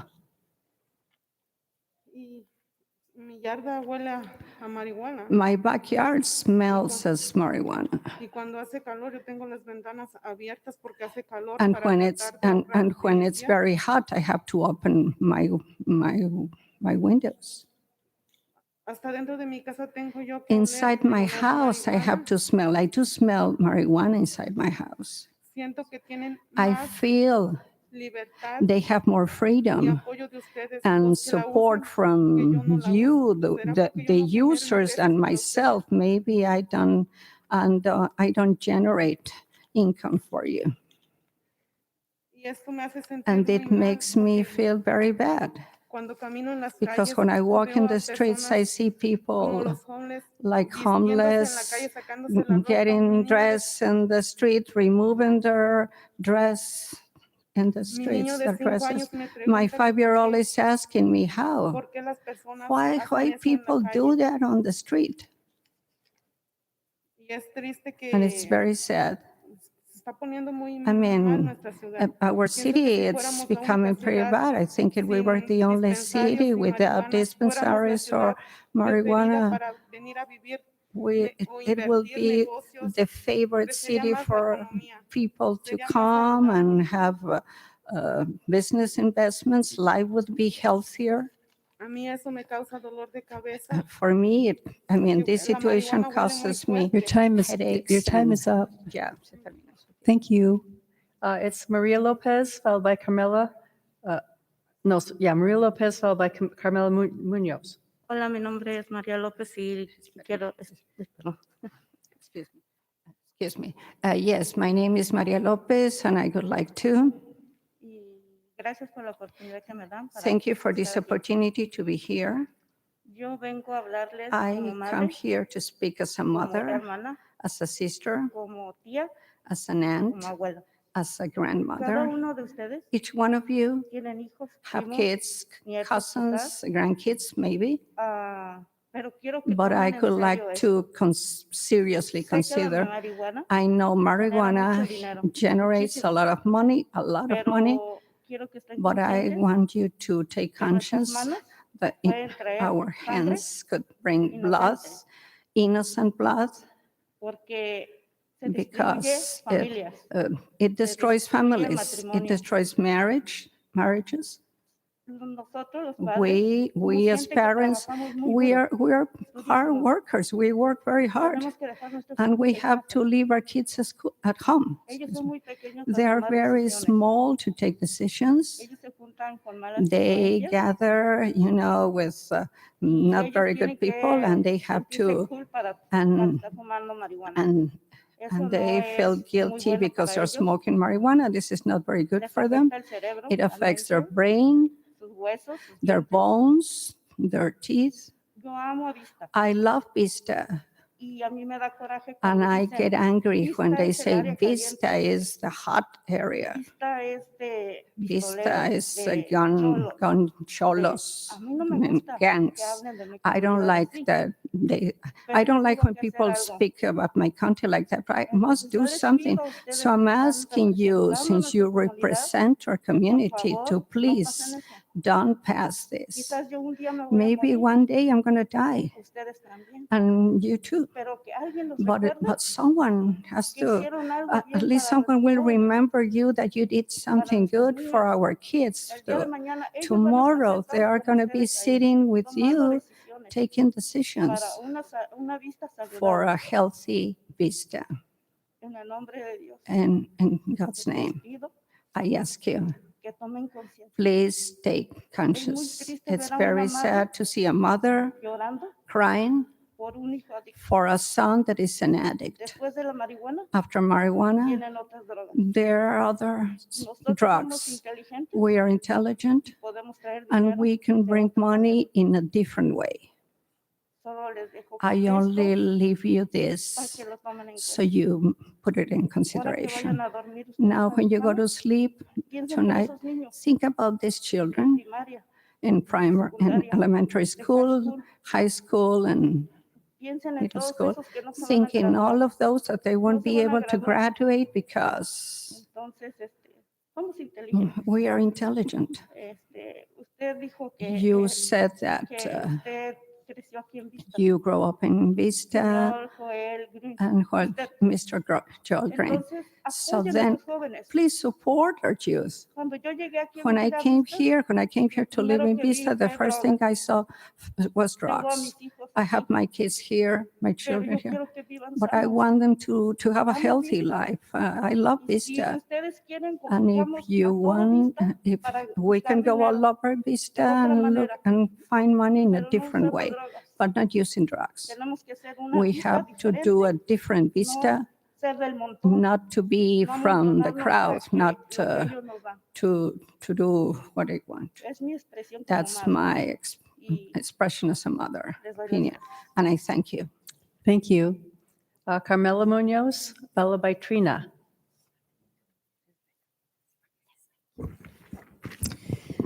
Good evening. My name is Carmela Munoz. On May 20th, the International Academy of Science and Impact on Cannabis launched its website cataloging thousands of research studies of the health risks of marijuana.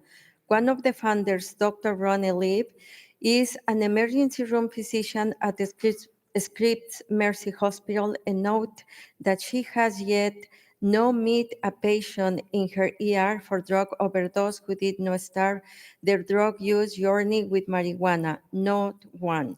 We are still overcoming a global pandemic impacting the respiratory system and remaining the midst of the drug overdose epidemic, as illustrated by this chart.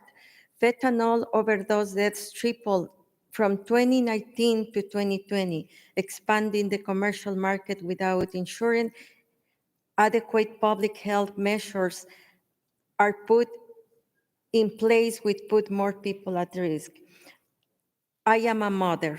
When marijuana businesses are allowed to send unsolicited postcards to my home that look like Bed Bath & Beyond coupons and promise happiness delivered to your door, for so-called medical cannabis to those 18 and up, it's pretty clear we can count on the industry to prioritize public health. We need you to do that. NCPC encouraged the city of Vista to work with public health officials to develop data monitoring systems to assess impacts of cannabis on public health and safety, such as impaired driving, domestic violence, ER admission, school suspensions, and mental health, healthcare, to adequately understand the impacts of these policies. Thank you. Your NCPC time is up. Okay, thank you. Thank you, though. Trina, followed by Benjamin. Good evening, Mayor and City Council members.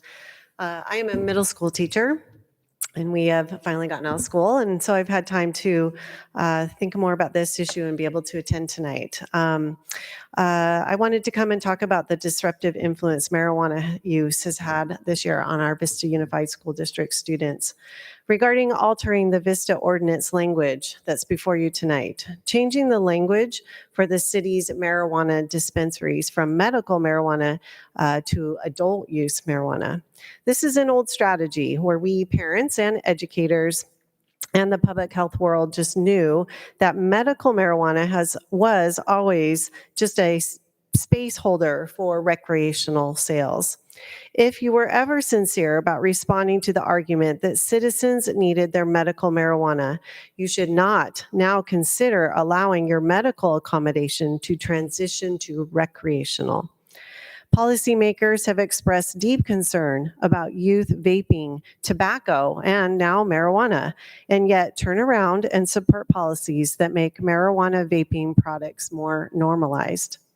Cities that have given into the lie that regulations will eliminate the black market or that recreational sales are needed have found the black market thrives under all types of regulatory frameworks and has increased exponentially in cities that are permitting. The revenues you anticipate will never compensate for the harm the marijuana industry products will do for the vulnerable population of ages 12 through 24. For example, marijuana is the most used drug by teens here in the Vista Unified School District and is the primary drug of choice for adolescents entering county-funded treatment facilities.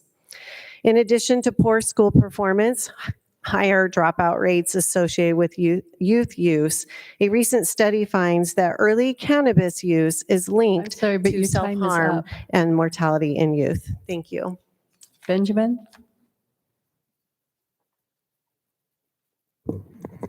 All righty. Thank you guys for putting this on. And I was seeing tonight that the city was talking about allowing medical marijuana to be sold also as recreational marijuana. I also recently graduated this year from Mission Vista, class of 2021. So not just as a senior, but just as a regular person and along with everybody else in this room. Last year and a half has been very challenging. And a lot of people have looked to drugs as an alternate to try and find some sort of happiness, whether they lost a business or a loved one from this ongoing coronavirus lockdown and pandemic. They look at marijuana as a way as a reliever of the stress of anxiety. And that's what the marijuana companies say on their social media and websites, they may say. And other aggressive marketing materials is it's in a way it's just a simple cover up. It's looked at as this way to say, oh, it's a reliever, but it's just a drug that continues to get you. And if I would argue that if the city does truly care about preventing youth marijuana use, it will require much more than just lip service. And it will involve a significant oversight as well, I believe, of marijuana product advertising to make sure we go into depth of what these companies are saying at city events, etc. And the city needs to conduct regular decoy operations to deliver or purchase from its permitted marijuana storefronts. And as to get real corporate in the attractiveness of marijuana products to youth and young adults, ban marijuana and tobacco flavored products. On that note, thank you. Thanks, Benjamin. Okay, that concludes our speakers. And so I'll close the public hearing and I will turn it over to Councilmember Franklin. Thank you very much, Madam Mayor. I just want to start by saying that I strongly support the implementation of decoy operations that would find and enforce the law against those who would deliver prohibited products, including cannabis, to underage consumers and children. That is something that we should absolutely be doing in our city. And I'd like to ask right now that we expect some nominal to modest increase in taxation revenue based on this item. I think it's time for us to have a youth prevention program implemented on behalf of our city. And I think we should talk formally as a council at a future meeting about what that looks like. But I do think that we should have a youth prevention program, and one that also seeks to enforce the law to make sure both that minors are not receiving deliveries of cannabis products, but also that illegal operators not licensed under Measure Z are not delivering within our community. So I just wanted to say that first. The second thing that I want to say about this measure, and I really want to speak to all the speakers, and I want to first say thank you very much for being with us tonight, and thank you for taking the time to prepare remarks and to come and speak your heart to us. We heard a lot of things in what you said to us. We heard about the harm that marijuana is doing to your community. I'd like to have the opportunity to hear more from you about what specific neighborhoods and what we as a city can do to make sure that marijuana is not being smoked in the parks. Nothing tobacco nor marijuana nor anything should be smoked in the parks. We should do a better job of enforcing to make your neighborhood cleaner, safer. I want to know where the neighborhood is that you don't feel safe. And I think every one of us on this council wants to make every effort that we conceivably can. We will work overtime to make sure that we do whatever is within our power for your neighborhood to be safe. We want your kids to feel safe, to play outside. That is critical for every child to have that freedom, and for your family to feel safe is, I think, all of our number one priority. So that's very important. We take that very, very seriously, and it's very meaningful. I agree with the information and evidence that's presented that indicates that cannabis use has a negative medical impact on children. You know, I don't take exception with anything that's presented. However, what we are come to terms with tonight on this particular item is truly not a question of whether we're going to have pervasive marijuana and cannabis retailing in our city. We have it today. And that was adopted in Measure Z. It was adopted by a vote of the people. It was a citizens' initiative. Some members of this council supported it, some didn't. But that being said, it's the law of our city that was created by the people of Vista, a law that even the council cannot amend because it was created by vote of the people, and the people are the highest authority. So we don't have the right to amend the people's laws that they create by initiative. What we're here tonight really to discuss is this issue of we have medical marijuana. And the voters of the state of California saw fit through initiative petition of the state to create the medical marijuana classification. And I have personally visited with the folks who are issuing these licenses, these medical recommendations is what they're called. It is not the same as a prescription from a doctor. And someone said to me that they had lost their recommendation card and that they went to get a new one, and it's a $20 expense. And, you know, 4 years ago when we were discussing this issue, I used to say $20 and a headache and you can get your medical recommendation.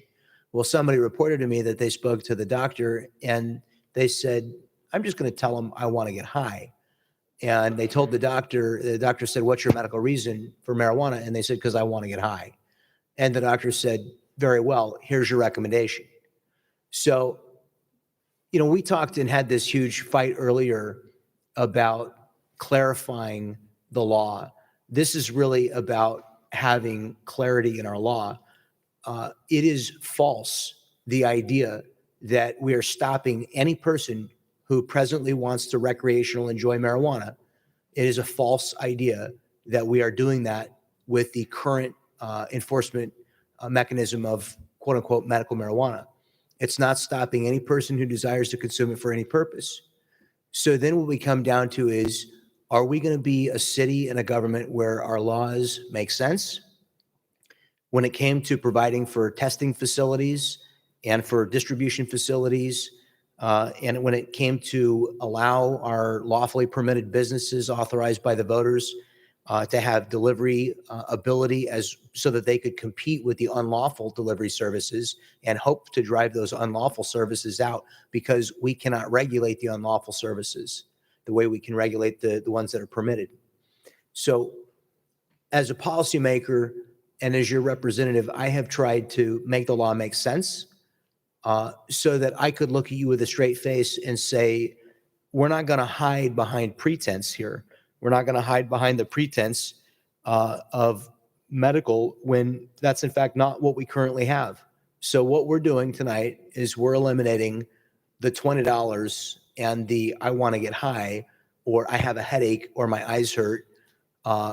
And we're saying to the business owners that have invested, that have taken a risk to do so, we're saying we're going to make the law make more sense. And we're going to be honest about what kind of retailing license you currently have.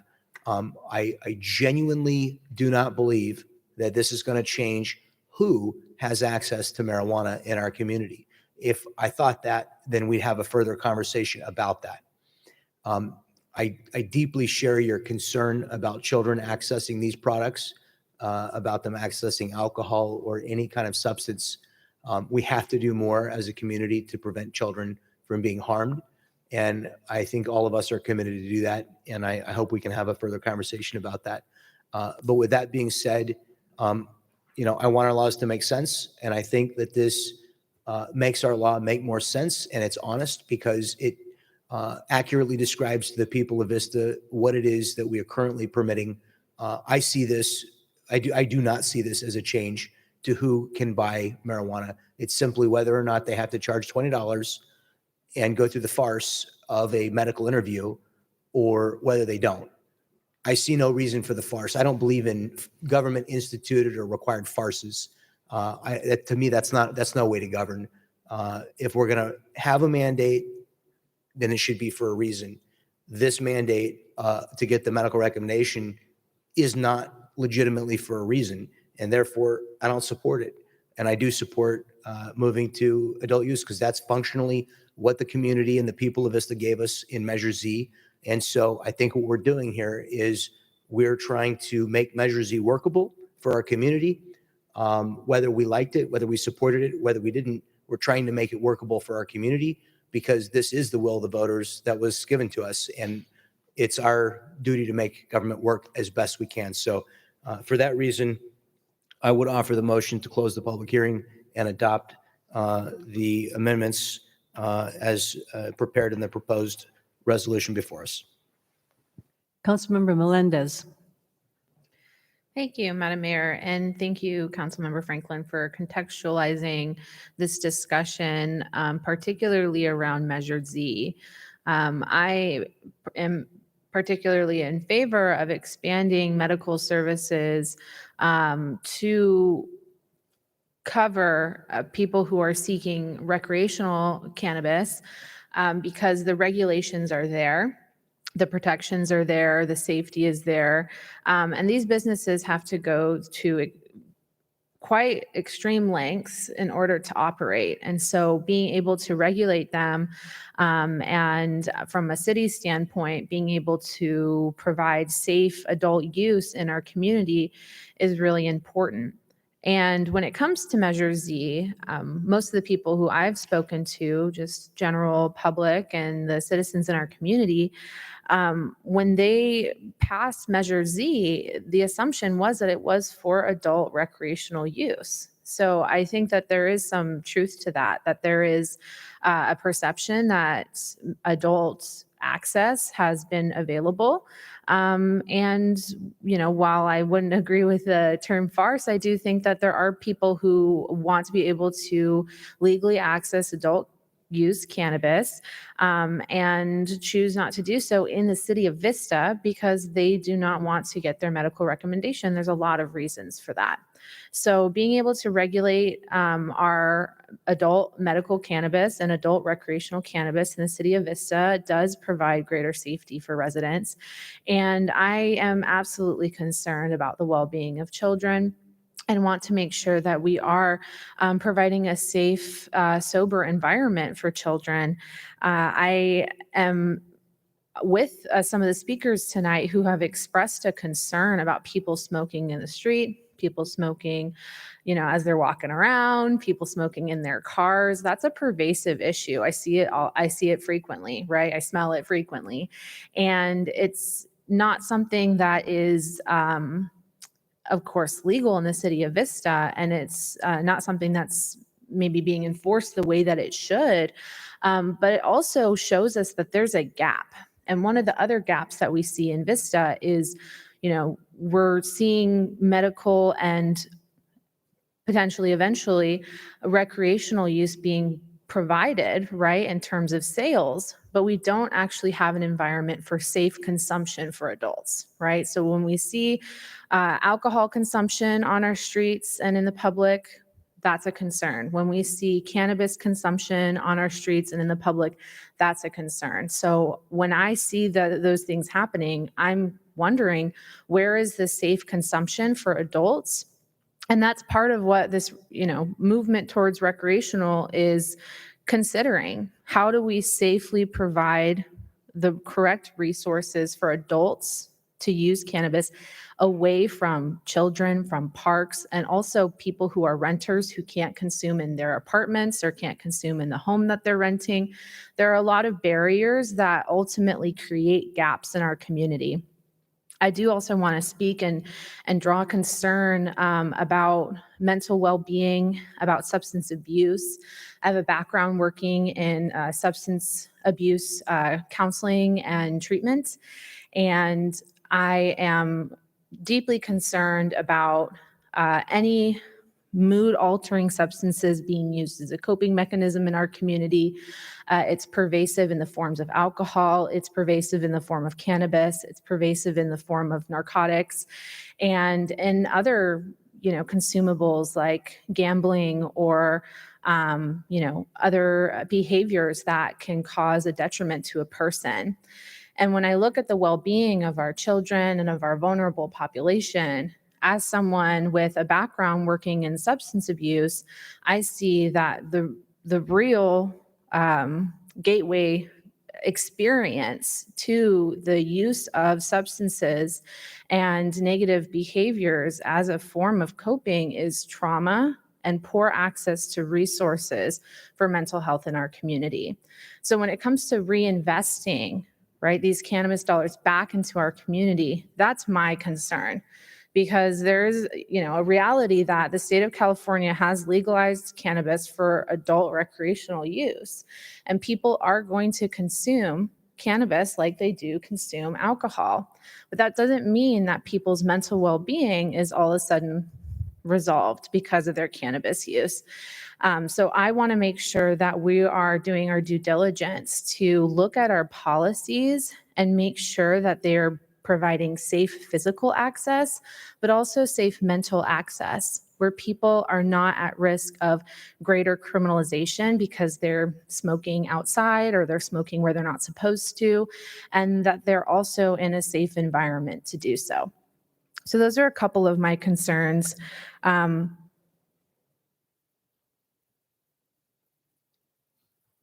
I did make a note about generating income for our community. One of the speakers referenced the concern that maybe some of the people in our community who aren't using cannabis are not generating the kind of tax revenue that could be helpful for our community. But like I mentioned before, these funds that we receive as a city from cannabis businesses, from regulated businesses, do have the potential to be reinvested in our community. And that's the benefit of a regulated market. Does it completely obliterate the black market? I think that there's still research and studies to examine that. But we do know that there are funds available that would make it more possible for us to invest in mental health, to invest in youth intervention programs, to ensure that everybody has their greatest well-being possible. And I do also want to share a personal anecdote as well. I grew up in an environment where my family and my parents were very protective of me around cannabis use, right? And it was, strictly forbidden and something that I was very, very protected from having any experiences with cannabis. And a couple of years ago, my mom experienced a traumatic brain injury. And it was through the use of the cannabis plant, right? And particularly CBD products that helped her immensely recover from this traumatic brain injury. So there's really so much to be said about the multitude of uses of this plant. And we have to have a really robust conversation because we all come from different experiences. And the individuals that came tonight that are expressing concerns about safety, concerns about child use and advertisement, all of those things are absolutely valid. And we do take them very seriously. And we also take very seriously the concerns that people are using cannabis as a plant for personal reasons that allow them to live a better quality of life. And as a policymaker and as a citizen of a free country, I want to try to empower people to make the best healthy choices available. And so that's why we take a look at policies like this to ensure that we're going to make that a reality for consumers of cannabis in our community. Thank you so much. And I'd love to hear from the rest of my colleagues. Councilmember Contreras. I have a question for our city manager. Councilmember Franklin brought up decoy and ensuring that we are preventing access to children and minors and those who do not have a medical card but maybe 18 years old. I do remember that the last time we discussed cannabis, this is an item that I brought forward as a subject of discussion that we definitely need more strategies, right, to prevent children from accessing cannabis, and that at minimum, what we could do is expand our decoy operation from tobacco to include cannabis. So I appreciate Councilmember Franklin bringing that up today as well. My question is, I don't necessarily see that spelled out anywhere on the ordinance. Would that be a part of the ordinance? And if not, where are we on that? The closest thing that I could find would be under compliance with law, which would be 5-95, or not dash, but 5.95.040, where it says the city's compliance checks may be conducted with or without advance notice to an adult use cannabis business. So if you could answer my questions, that'd be great. Sure. So the decoy operation, this is something we've talked about a couple times, and we're currently in the process of working on that. You also gave direction, I believe the entire council gave direction in May when we talked about the excess cannabis funds, and that was one of the top priorities that we were going to use for that. So when we bring that item back to you in August, decoy operations is definitely on that list to be able to perform. Thank you very much. I just wanted to see where we're at on that, because I know that there's definitely a consensus on this council that we do not want cannabis in the hands of children because of the adverse effects. I wanted to speak to the equating medical delivery and adult use delivery with the delivery of alcohol sales. Right now with medical delivery, you can't just, one of the permitted businesses, again, this is why it's so important to have a legal framework where there is regulation, where you can, hold businesses accountable to these regulations, is that you're not able to just go and deliver to anybody who, wants the product. They do have to go through a process where, a doctor identifies one of their symptoms as qualifying for medical cannabis. Perhaps if we had something like that for alcohol, it would be a great deterrence to minors accessing alcohol. And then I just want to remind everybody that when we talk about adult recreational, it is actually my preference because it is 21 and older. I'm curious about illegal dispensaries, I know that we spent over $1 million chasing them down and really didn't get any traction until what seems like the regulation of the cannabis industry within the city boundaries. So I might give you a bunch of questions over here, Patrick, but do we have numbers of black market establishments that currently exist within the city that the city is aware of, and what that compares to like prior to the implementation of Measure Z and legal dispensaries? Prior to the implementation, we had a number of illegal dispensaries. I think the number was well over 50, not at one time, but over a course of a few years. And city attorney's office, the sheriff's department, and others were very instrumental in closing those down. Since the passage of Measure Z, we've had a few illegal dispensaries that have popped up, but we've done a very good job of removing them in a very timely manner. And currently, I don't think there's any illegal dispensaries that I'm aware of, nor have there been recently in the city of Vista.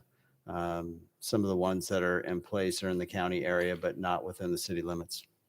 That's really good to know, and especially for the public to know that, the will of the people was to have an establishment that you can legally go into, that you don't have to worry about, going somewhere that it's kind of in the Wild West, or even having to rely on someone who may be selling other types of drugs just to be able to get something that you medically need. That's very, very important. And I'm not aware if anybody, does come across a dispensary that is operating illegally. Please let me know. I'm sure that the rest of the council members and the mayor agree that we want to know. The absence of hearing any of that, I would assume that we don't have any. And it does seem that our city manager was able to clarify that at this moment, we don't have any illegal dispensaries operating. But, definitely to all the speakers, if this is something that you see, you know how to contact me. I really love and respect you all. We know each other. So please do not hesitate to let me know of any of these establishments. I am on public record. At one point, we were discussing different cannabis uses, and I agree. Listen, I have my constituents here, talking about the nuisance that is smoking out in public, and I definitely sympathize with that. And I also agree with the comments that Councilmember Melendez made, as I have made these comments in the past, that if we do not have a place for legal consumption, it makes it so that there's no place for legal consumption, right? So I would just imagine if we, sold alcohol, but had no establishments where you can legally consume that. And I see that issue with cannabis. So I think that in the future, that's possibly something that a future council can discuss, because I do think that with the amount of cannabis that these 11 dispensaries are generating, there should be some way to legally consume that. And I know that National City has taken that step. So I am curious to see how that is working. I know it's still early for them, but maybe in the future we'll have some more data to refer back to. As far as enforcement, I do think that we should have more enforcement in our parks. I don't know if the park that the speakers are referring to is Luz Duran Park or Raintree Park. That's why I think it could be also important for a future council to revisit the idea of a park ranger, because we aren't going to have our sheriff deputies babysitting parks They have a lot of different things to do, and they really can only go after emergencies at this point. But I do think that we should have more enforcement in our parks, because I too have, it's been a while actually, but prior to the pandemic, I did have to go up to some individuals who were publicly smoking cannabis at Luz Duran Park and inform them that that is not a use that they should be conducting in public.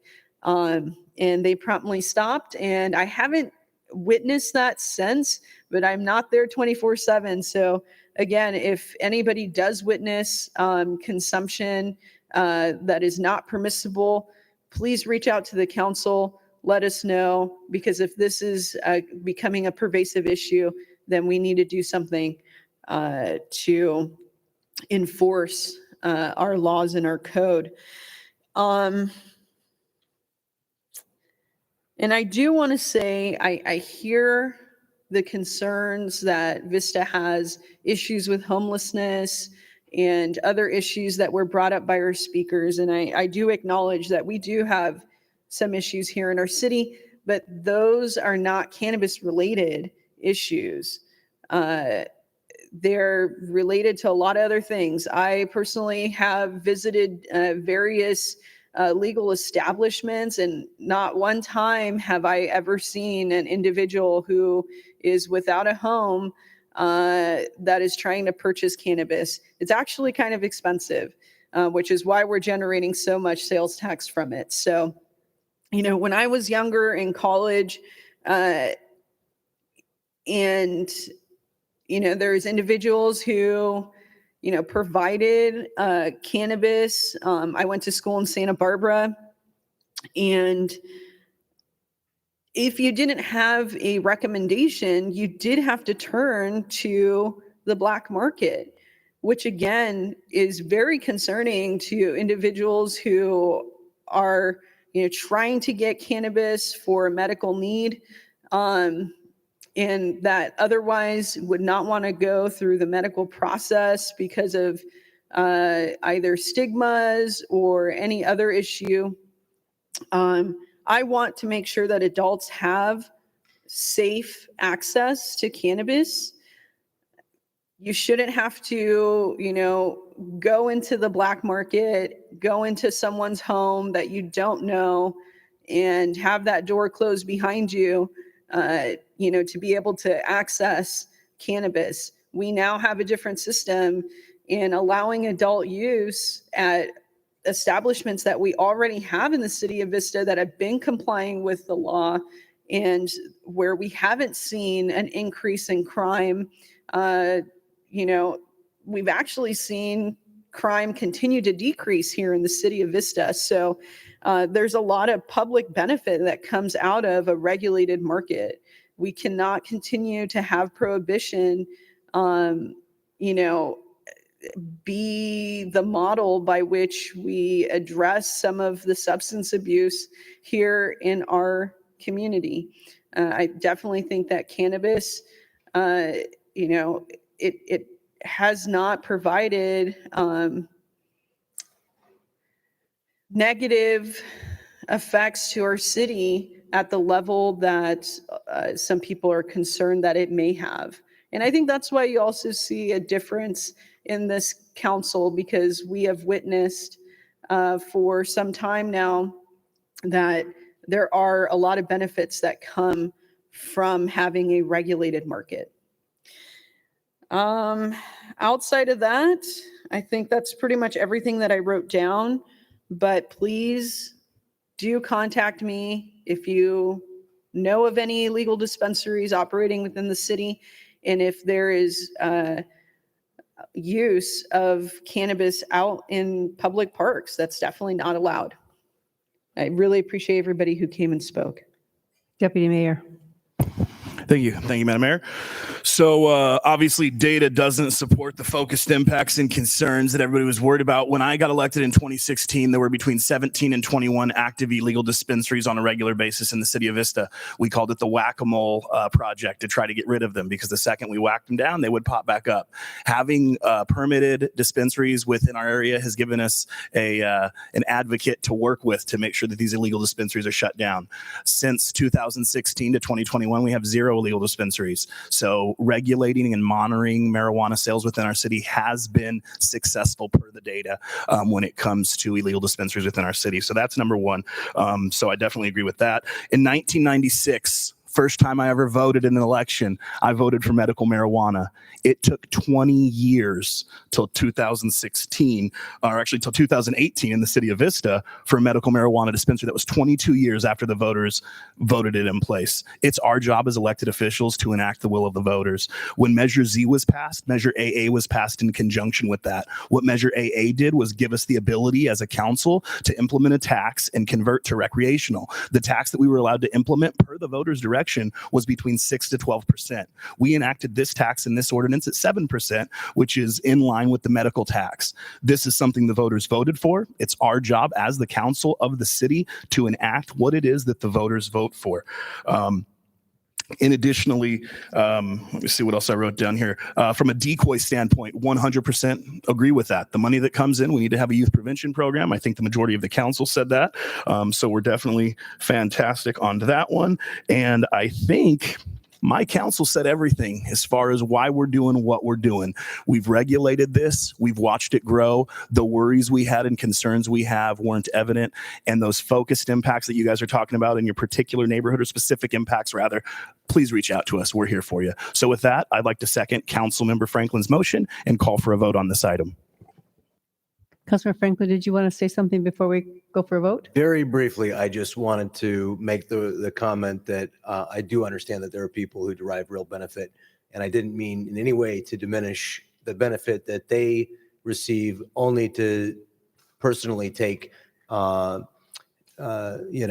question with the process of the recommendation. There are physicians that write actual prescriptions. Look, I'm a huge believer in, I don't want any part of regulating what happens between you and your doctor. But I just wanted to say that I do have compassion for people who are suffering, and that this brings them some comfort or healing. I have no problem with that. And I didn't want to diminish that in any way. I didn't want anybody to take it that way. With that, I meant that. Thank you. Please cast your votes.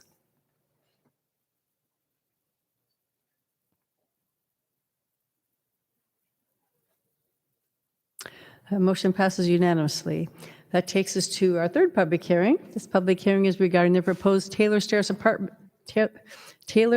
Apartments project at 1050 to 1062 Old Taylor Street, APN 171 to 231 to 04-00.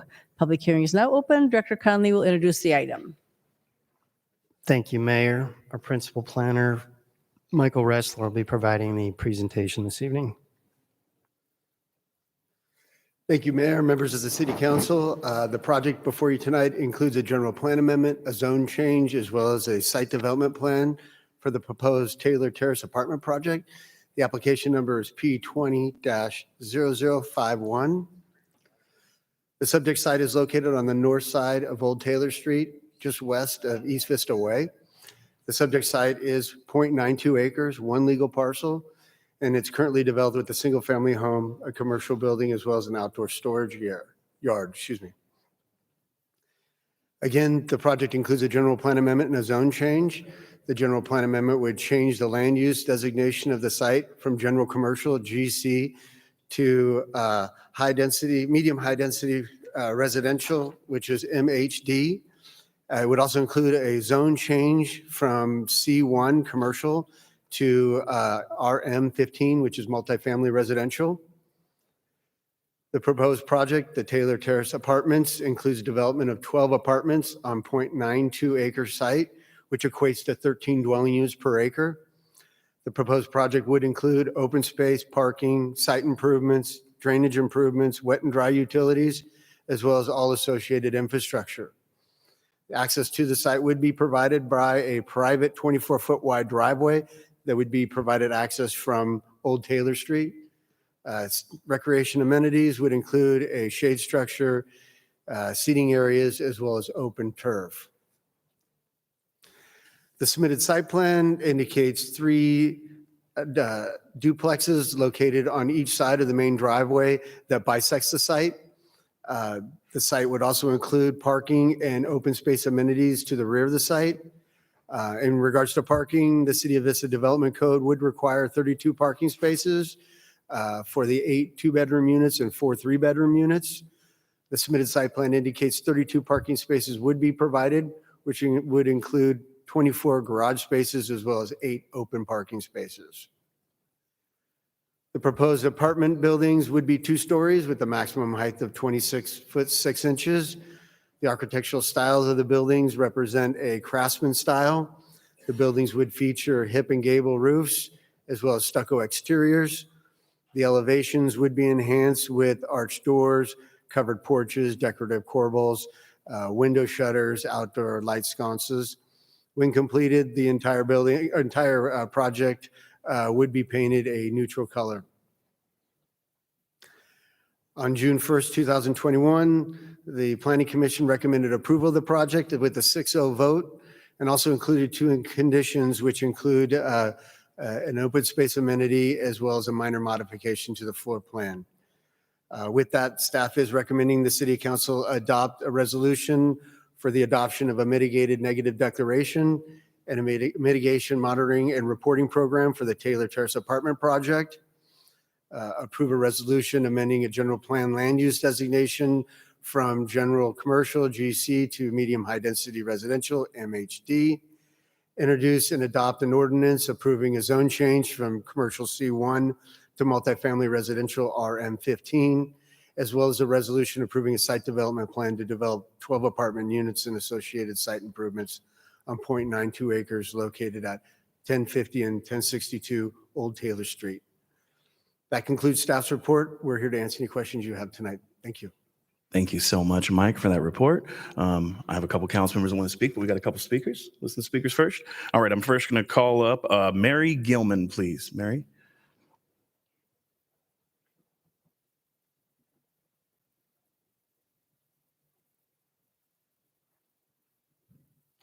Good evening. Well, it's good to be back in session, and glad that the mayor and council are able to reconvene and that we're here to speak also on our behalf.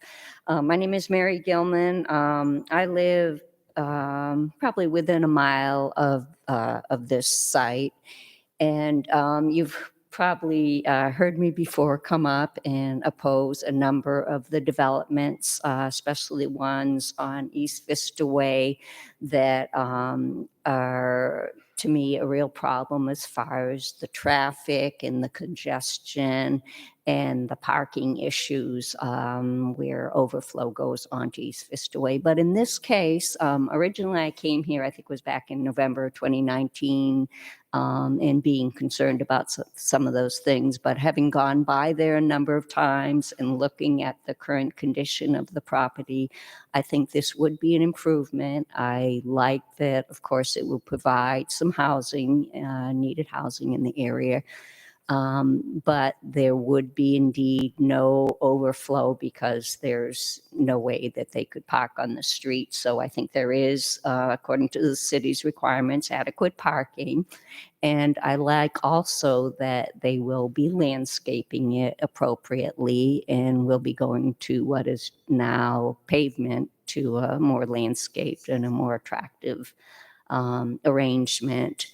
And so I am in favor of this proposal. So I want to thank the Planning Commission and for the City Council for their previous support of this.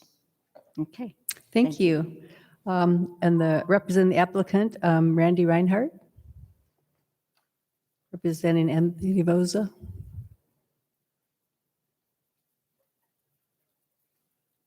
Madam Mayor, members of the City Council, I'm Randy Reinhardt, represent Anthony Boza, the applicant on this project. and we support the recommendation by the staff. The only thing I would add to this, the comments that have been made so far, is that with the common space, the requirement was for 3,500 square feet. We're providing 4,120. That's 118% more than required. And then with the landscape area, we're required to have 5,741 square feet. We're providing 7,629 square feet, which is 133% more than required. So as the last speaker mentioned, we're trying to do an attractive project for the city and improve the environment in this particular area. And we thank you for your time. Thank you. Deputy Mayor Green?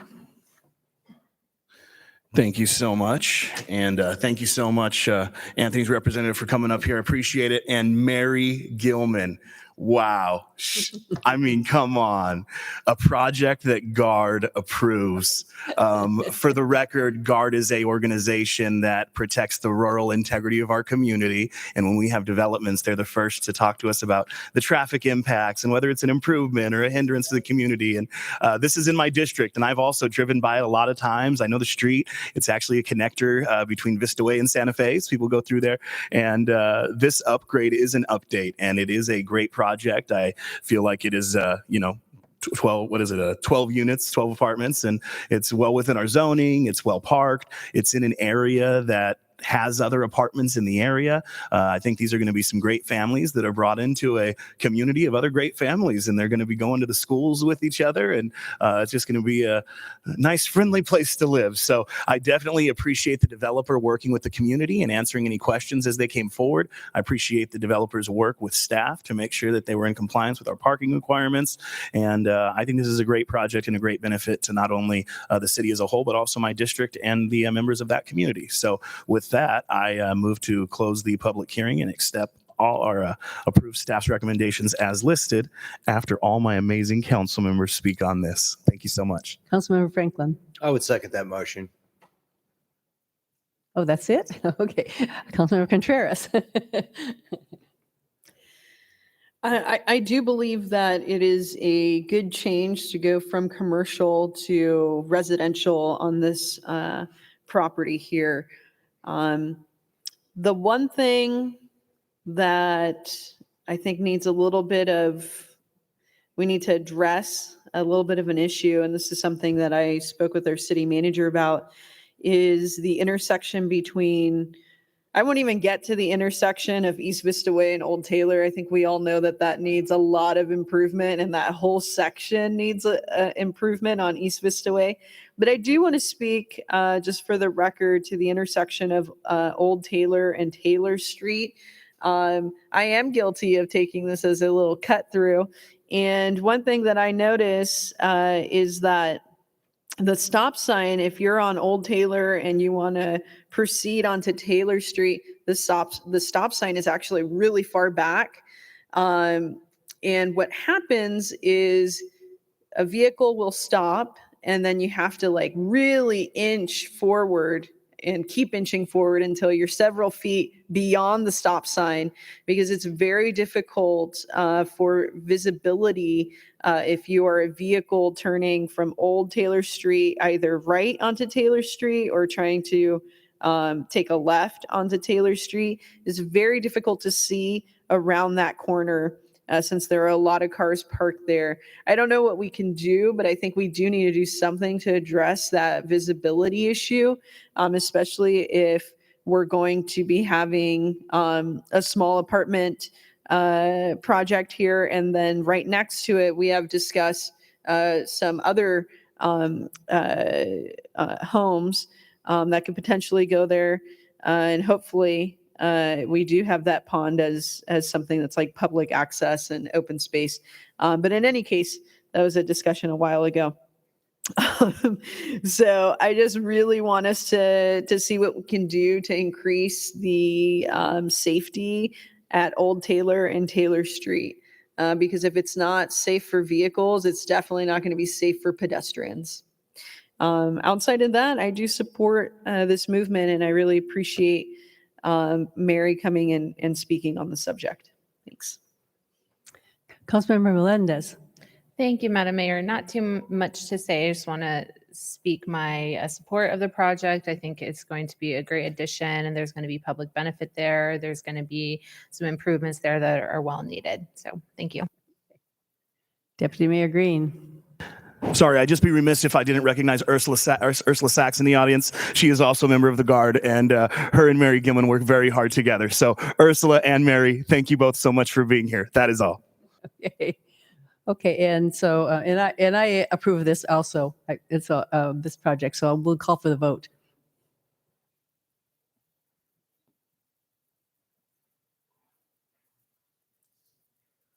That motion passes unanimously, and that takes us to public hearing number 4. This public hearing is regarding the general plan amendment for the 2021 through 2029 housing element. Public hearing is now open. Director Conley will introduce the item. Thank you, Mayor and Council. Patsy Chow, our Deputy Director, will be providing the presentation for the housing element.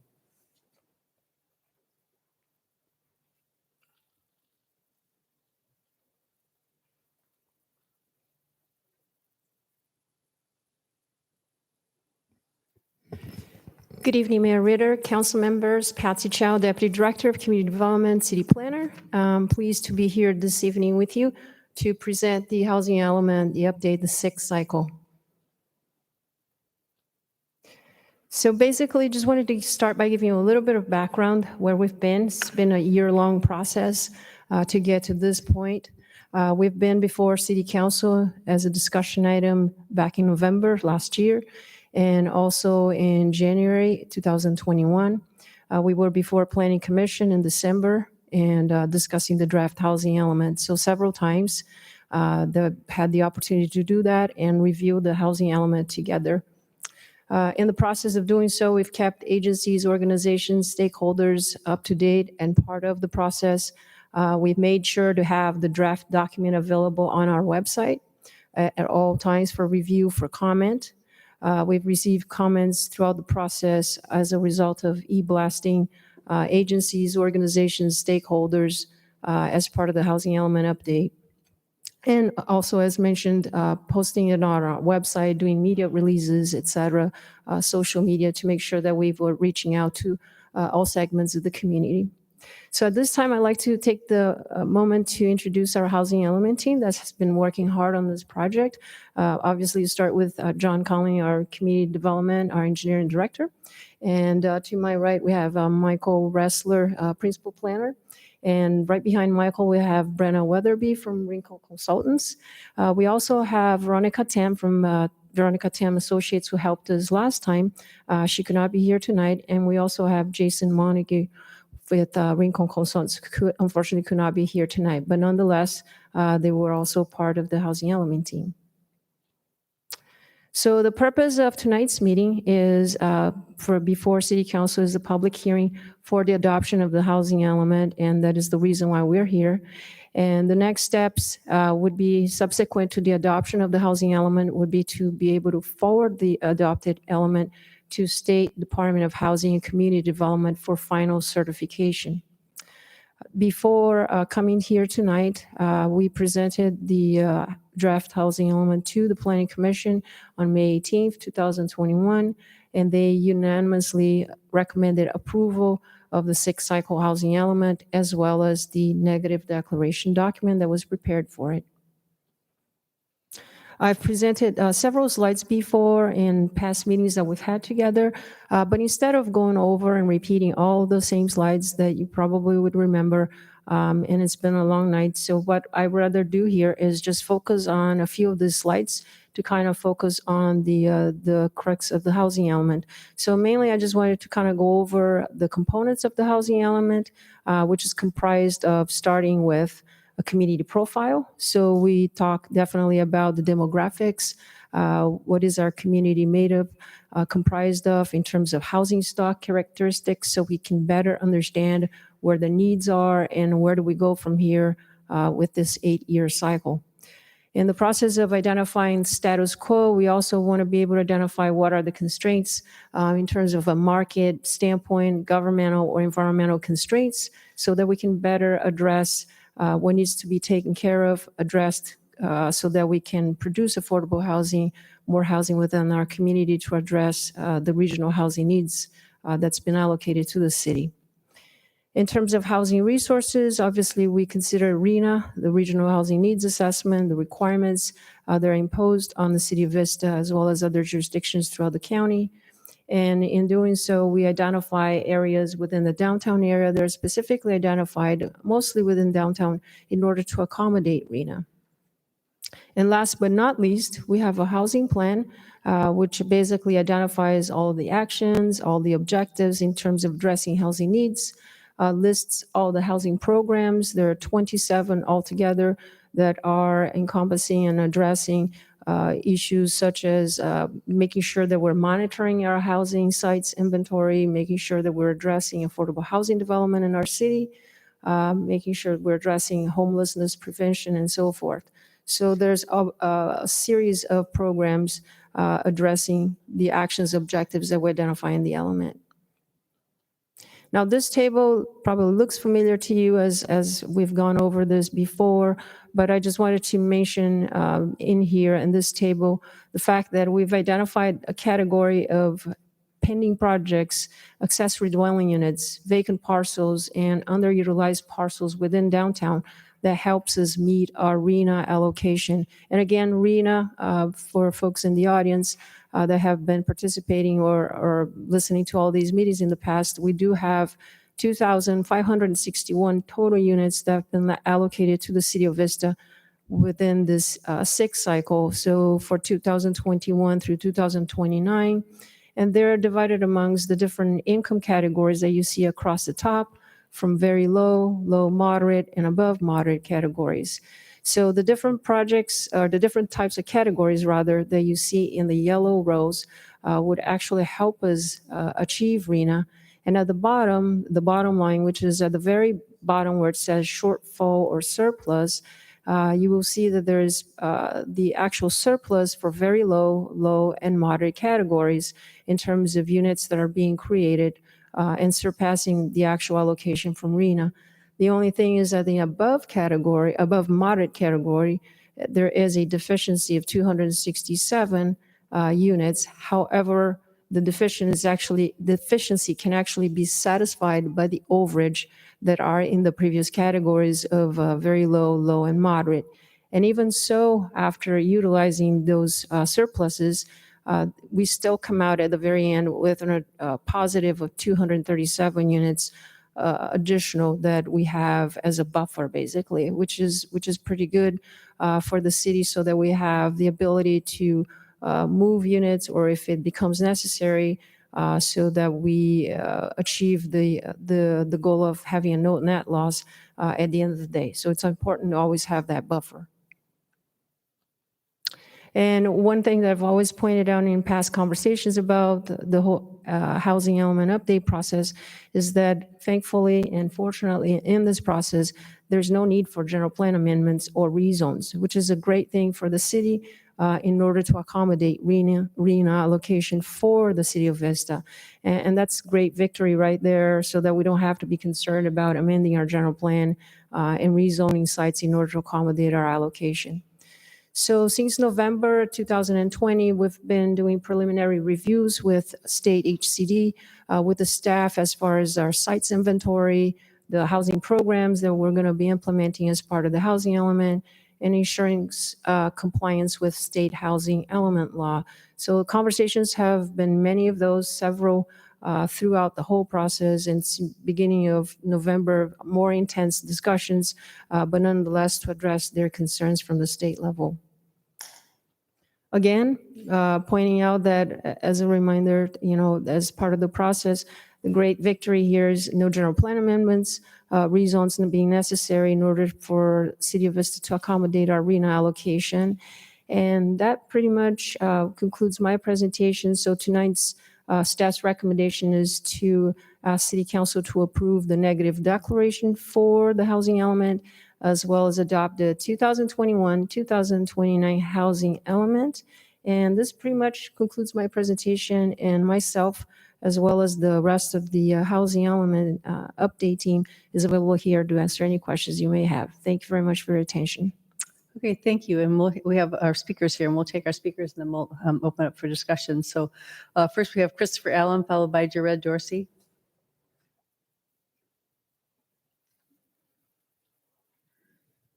Kind of nice being back in person. Good evening, council members. My name is Christopher Allen. I'm a member of the Southwest Regional Council of Carpenters. I'm a longtime North County resident. I live, work, and recreate in the vicinity of this project. I believe we will be impacted by environmental impacts of this project as well. As a resident of North County, I'd like to see the city require that the project be built with a local, higher, skilled, and trained workforce. Reason being is if the local, higher, skilled, trained workforce requirements reduce overall construction-related environmental impacts while benefiting the local economy, something that we all want to do coming out of 2020. If you look at a recent 2020 report titled Putting California on a High Road, a Jobs and Climate Action Plan for 2030, the California Workforce Development Board concluded that investments in growing, diversifying, and upskilling California's workforce can positively affect returns on climate mitigation efforts. I'd also like to touch on the city staff report and how it fails to address concerns raised by the carpenters, as well as the California Department of Transportation concerning this project.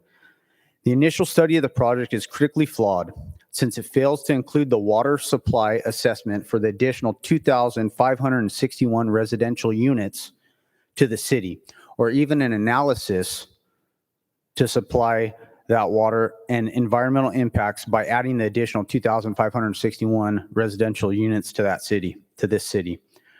The proposed housing element also fails to meet any requirements of the state planning and zoning laws.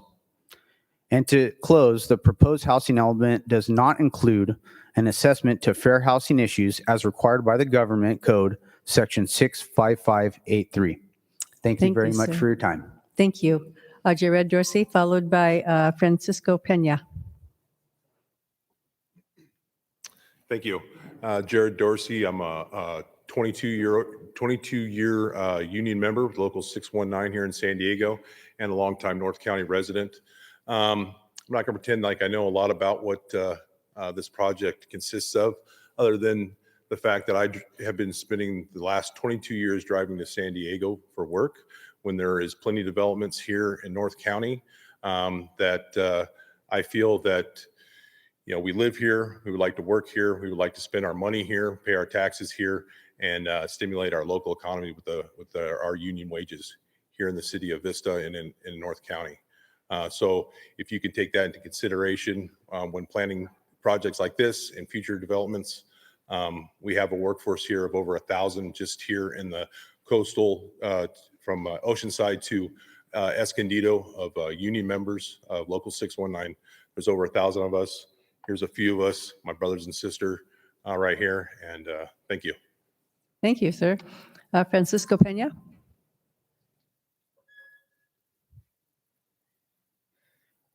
Good evening, council members. My name is Francisco Pena. I've been a North County resident for over 30 years, right here in our neighboring city of Escondido. I'm here to speak on behalf of close to 1,000 apprentices here in the North County and within San Diego. Apprentices, there will be many opportunities on the upcoming projects built here in Vista and in the neighboring cities that will give many men and women, young men and women out of high school that might not have the means of going and getting a college education and prefer to go into an apprenticeship program, which is much, much needed within our construction industries. Allow the future generation of craftsmen to work here. We live here in the North County. Allow us to maintain ourselves working here within our city limits. Allow us to continue coaching our kids in different sports. We live here, we want to work here. And another thing is we do want to encourage you guys to promote contractors that actually pay a livable wage and do hire also apprenticeship through a state accredited apprenticeship program. Thank you. Thank you, sir.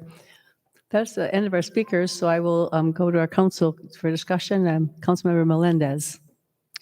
Thank you, Madam Mayor.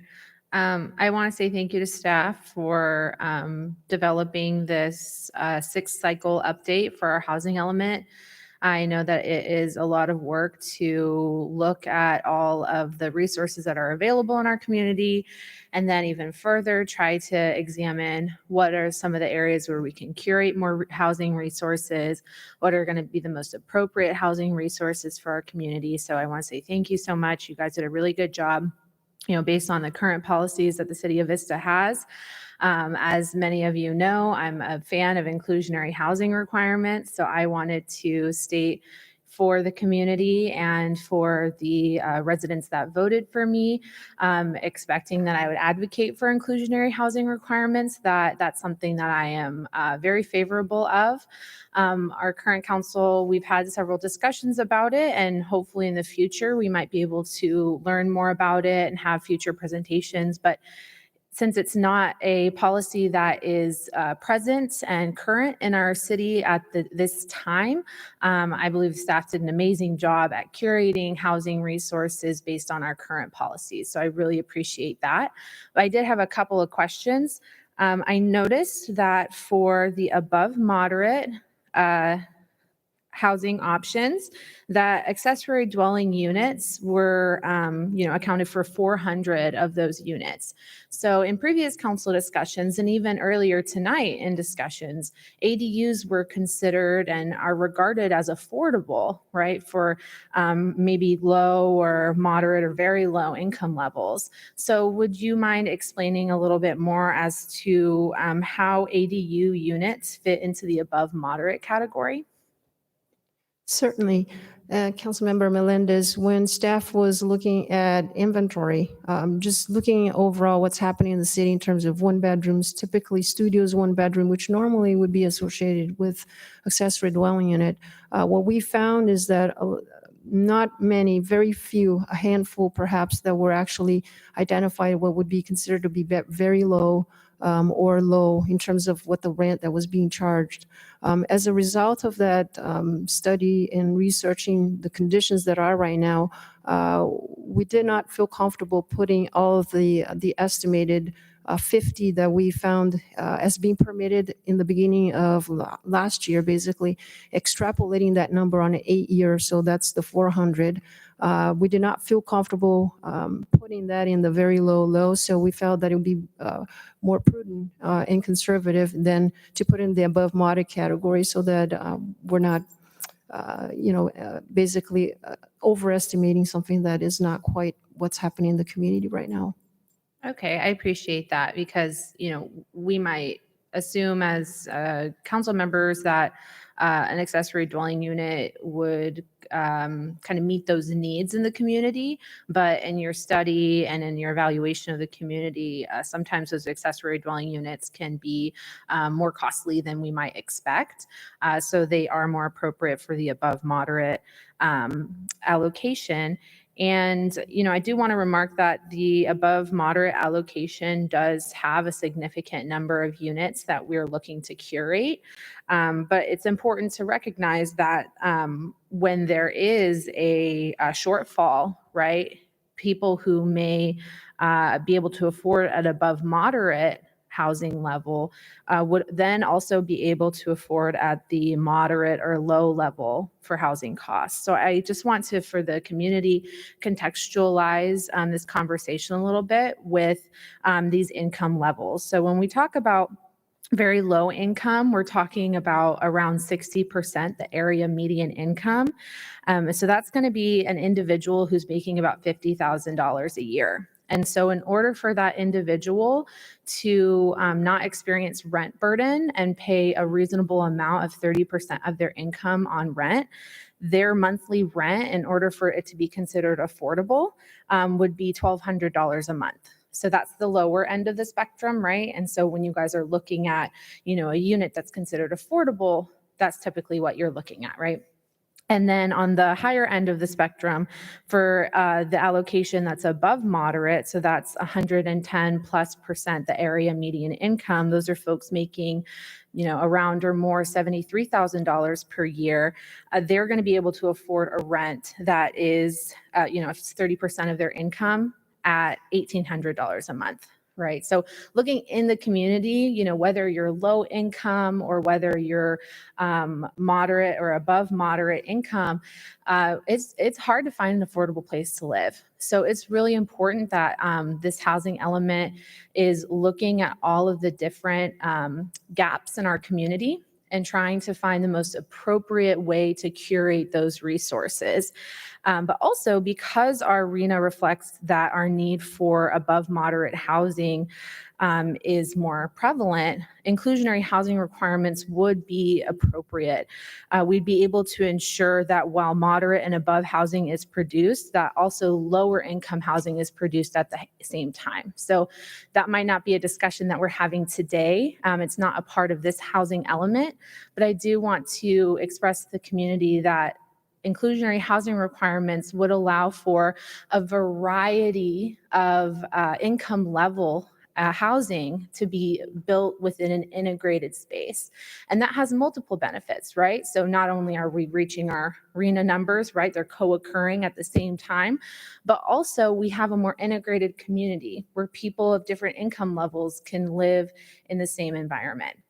So I just wanted to make those points and say thank you so much to staff for working really hard at this. I know that it's a lot to plan for many years in advance, and I really do appreciate it. So with that, I'm going to go ahead and request that we close the public hearing and make a motion to accept staff's recommendation on this sixth cycle housing element update, but I'll go ahead and hear from my colleagues first. Thank you. Councilmember Franklin. I wanted to thank the ladies and gentlemen who came to speak to us tonight about this item. And I wanted to thank the staff. This is a lot of work here. I had to get my reading glasses out to read these tables in the back. But no, seriously, we appreciate your hard work. And I wanted to second the motion. Councilmember Contreras. I just want to be on the record again in favor of inclusionary housing. Although it may seem like we are meeting our numbers for affordable housing, in reality, that is not true, right? It doesn't actually reflect what's happening in the community. And again, this is from the state level. So when it trickles down to here, it kind of is a mismatch. I really do appreciate everybody who came and spoke about local hire, right? That is definitely a very, it's much needed in our community. People are having to drive super far. And I definitely agree. We need to have more opportunity for people who live here in North County to work here in North County and to have a living wage while these structures are being built. And it can't be overstated that when we are looking at apprenticeships, right? We have Palomar College, we have Maricosta College, and we have Cal State San Marcos. But I know Palomar College has some really great programs, and it would definitely behoove us as a city to ensure, and this is something that we talked about during our even our Vista economic development strategy, right? That we're planning for Vistans to have pathways into these different workforces, one of them being, in the building trades. So that's definitely important. I really appreciate you all bringing that to our attention. My question is, how does that fit into the housing element update for future discussions?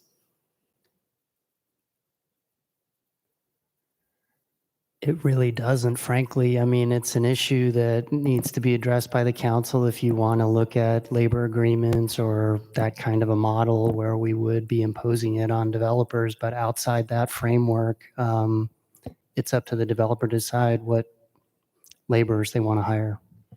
And does that usually follow a larger project, right? That's what we typically see. Okay, are we talking about like 300 units plus if it's an apartment complex? So it's up to the developer again. There are some developers that choose to hire, union labor, and on larger projects, we see that commonly happen. More downtown where you get really, significant high rise and you have significant costs. We don't see a lot in Vista. We just don't have that scale of development where we see a lot of union labor contracts, but some of our projects have chosen to do it. It's just at the developer's discretion. Okay. So in the future, if that were to be a discussion, it would just be a separate discussion and we would never see that as part of our housing element, right? That wouldn't correct. be integrated into that. The assumption that the housing element calls for the development of 2,000 new housing units is not really accurate. Those are units that were identified and assumed in our general plan, which was approved in 2012. And we're simply going back and identifying those properties as available for affordable housing. But we're not tonight approving 2,000 new residential units that we haven't evaluated the environmental impacts for. Okay. Again, I just really want to thank you all for coming and, hopefully this is a conversation that we can continue having here in the city of Vista because these are good paying jobs, or they should be. And there's a huge need. I have a lot of individuals in my family that have made, construction and the building trades their lifelong profession, and they have a lot of benefits from that. So, and I have a relative that had to go up to San Francisco for some union concrete pouring work, right? So I definitely hear your concerns. I really appreciate you all coming. Deputy Mayor Green. Thank you, Madam Mayor.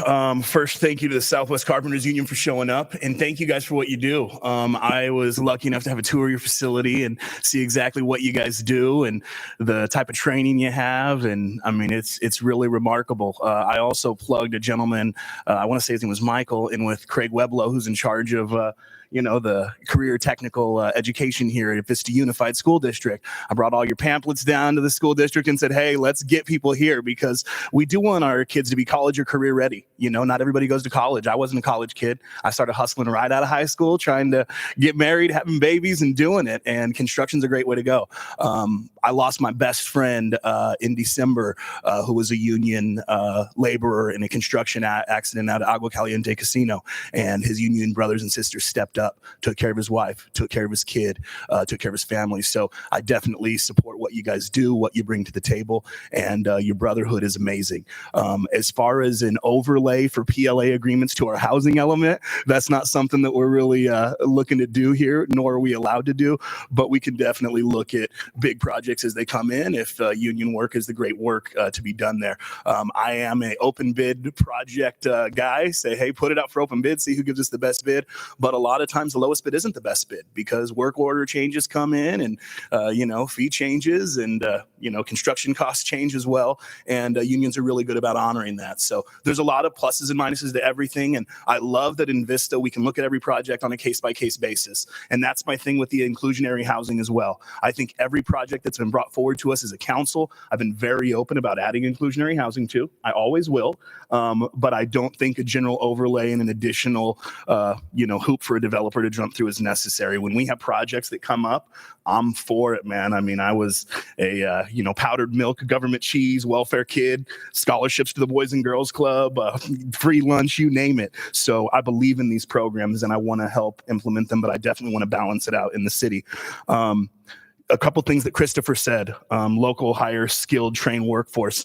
My buddy drove to Agua Caliente Casino where he passed away. I don't know if you know how far away that is from Vista, California, but it's quite a ways. He would actually have to stay out there for a week in a hotel, wouldn't get to see his family. So I like local, skilled labor. So I'm excited for projects to come by and be able to figure that out. Two questions that he brought forward, and I think I know the answer to it. We're actually not building 2,561 units. We're just allocating that, hey, we have it zoned to build those units as as the projects come in, come available, we'll make sure that we mitigate the environmental impacts, traffic impacts, all that good stuff. Something that Christopher said, the two things that caught my ear were, do we have enough water supply for 2,561 new residents coming in 7 years?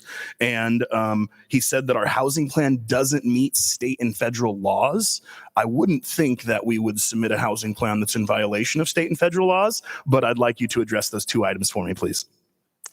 So first, Deputy Mayor Green, as far as the question with the water, as far as resources, keeping in mind again that what's been proposed here as a policy document is planning and being in consistency with the general plan as far as zoning and density.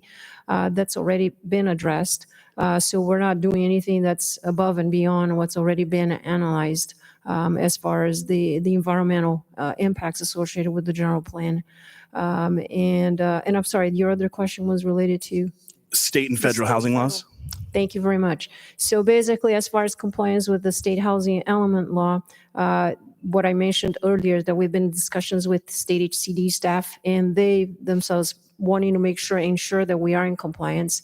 They are still reviewing, I will say this, they're still reviewing our element as of right now in terms of fair housing issues. Tonight, we are obviously looking for the adoption of the housing element so that we can actually forward it for final certification.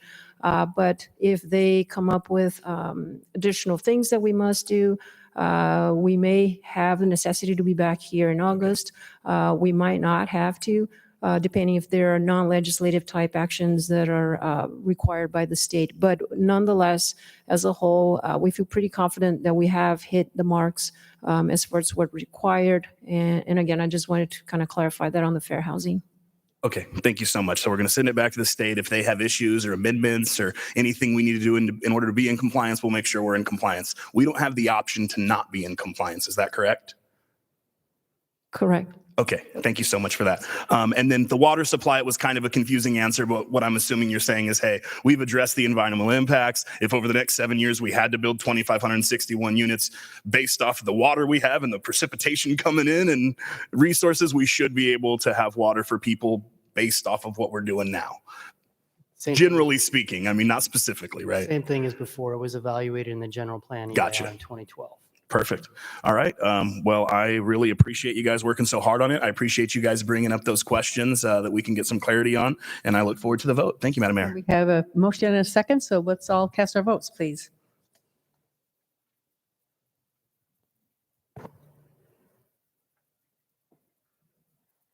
That motion passes unanimously. That takes us to our one discussion item this evening, which is a preliminary review of proposed general plan amendment and zone change at North Santa Fe Avenue and Camino Largo. Director Conley is going to provide the staff report. And remember, it's a preliminary review, so we don't need to get into too much of the specifics there. Thank you, Mayor. This is a review of a proposed general plan amendment and zone change at 2123 North Santa Fe at the intersection of North Santa Fe and Camino Largo. The request that's been submitted this evening is to amend the general plan and rezone approximately 9.2 acres. It's located at the northeast corner of North Santa Fe and Camino Largo. The general plan amendment would modify the general plan land use designation from rural residential, which is 1 unit per acre, to medium density residential, which is 10 units per acre. The zone change would modify the zoning designation from A1, again 1 unit per acre, to multifamily residential, RM10, which allows up to 10 DU per acre. The proposal also includes a conceptual plan for 48 detached residential homes on small lots. This is the project location on the aerial overhead. It's one legal lot, comprises 9.2 acres. It's an existing commercial nursery. I think it's called the Choice Nursery.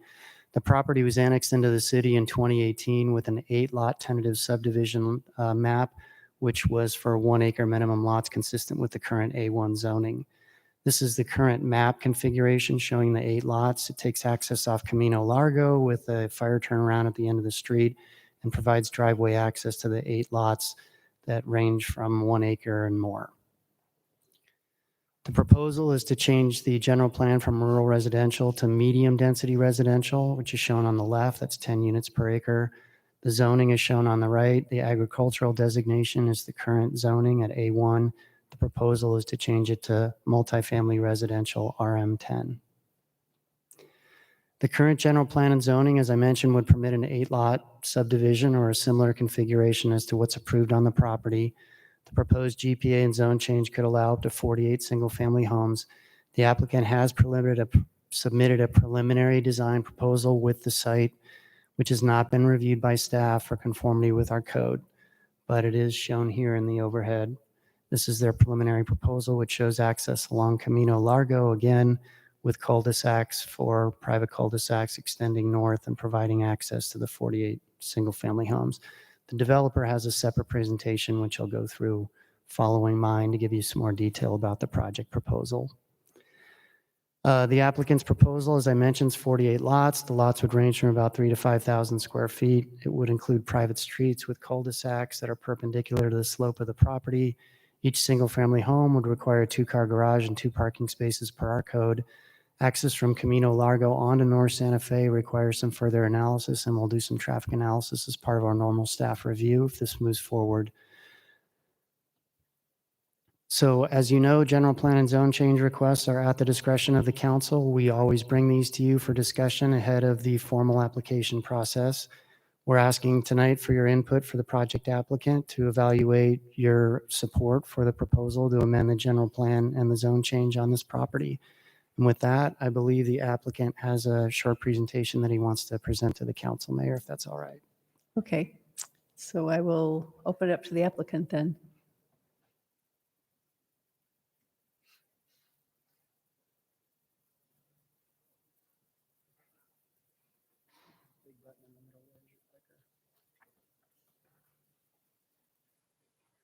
Good evening. My name is Robbie Thorne. I live at 16962 Blue Shadows Lane in San Diego. It's a pleasure to be back in front of City Council, Mayor, Deputy Mayor, Councilwomen, Councilmen, and staff. Nice to see you all again. We spent the first part of our career. I moved to Vista in 1975, started my family here, raised my family here, along with my wife, Marcia. Vista is a big part of what we've achieved in life, both from a business and a personal standpoint. Everything we've heard discussed here tonight, we've pretty much participated in. In the Mar Vista annexation, you showed the Stonegate project. Lucas Mercier Development was also my company. My partner's retired, and we renamed it California West Communities. It's a project we're very proud of. My son, Matt, works for us in land acquisition and finance. He put together this presentation. So we'll just kind of skim through this, but the 3 partners, Greg Harris has been a resident of Vista since 1987. Don Fontana, my other partner, was born in San Diego County, still lives in San Diego County. All of us have raised our families here. Our grandkids are now here. So it's something that we're very close to. It's very important to us what happens with these housing developments. We provide housing for families. And as we went through, and we can go through, who California West Homes is, but those of you who've been in Vista for a while, whether it's Lucas and Mercier Development or California West Homes, we've done a lot in the city of Vista. It's been a great city for us. Hopefully we've given back as much as we've gotten. And I believe those of you that know us would probably agree that's true. One of the things I'm proudest of is the project that we bought actually from the city, which is above Vaughn's. That was a piece that Gloria McClellan and her council struggled with for years for an apartment site. After owning it for about 10 years, they eventually decided small lot housing is what they wanted up there. We put, I forget the number, I think it was about 52 homes up there. And it was very similar to this development. We had a profit participation with the city on that, and we were happy that it went well because we walked a check over to the city for $1.2 million, and that was a very, very happy day for us that it did that well, and the city was able to move along with it. So as you can see, we've done 12 projects in the city of Vista. It amounts to, I didn't add these up. I would have said a couple hundred homes, but it's 382 homes. And we're very proud of all of them. In fact, most of these, with the exception of Stonegate and the 3 lots that were pad at Miramar, were all entry-level housing at the time. These things sold in the 3, 4s, and sometimes 500,000. And what we're trying to achieve here is attainable housing. One of the things, and it's something we kind of ran across in a project we just completed in the city of El Cajon. We didn't process this map. Somebody that lived in El Cajon their entire life met with the council and said, you know, there's no housing for middle income people. Not the state mandated affordable housing, but attainable housing, Border Patrol, nurses, teachers, firemen. They did small lots with small houses, and we bought it from them. It was right on the 8 freeway. It was 139 homes. The community came out beautiful. And, you know, they sold, they were 15 to 1,800 square feet, and they sold in the 500 and 600,000s. We went through them pretty quickly. But one thing that came to focus to us is some of the emails and letters that we got and phone calls from these home buyers thanking us for allowing them and providing them the ability to get into their first home.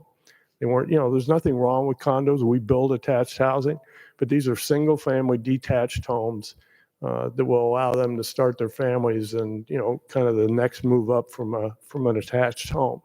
And that's the idea we came up with on this site, was to create attainable housing.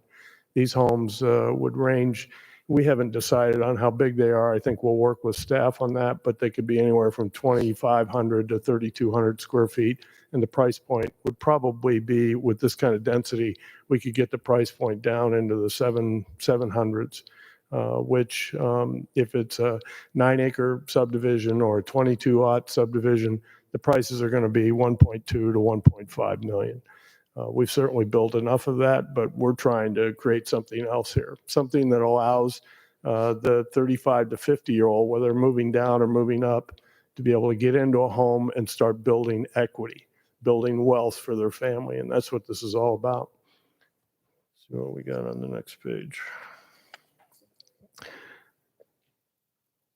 Oop, went the wrong way.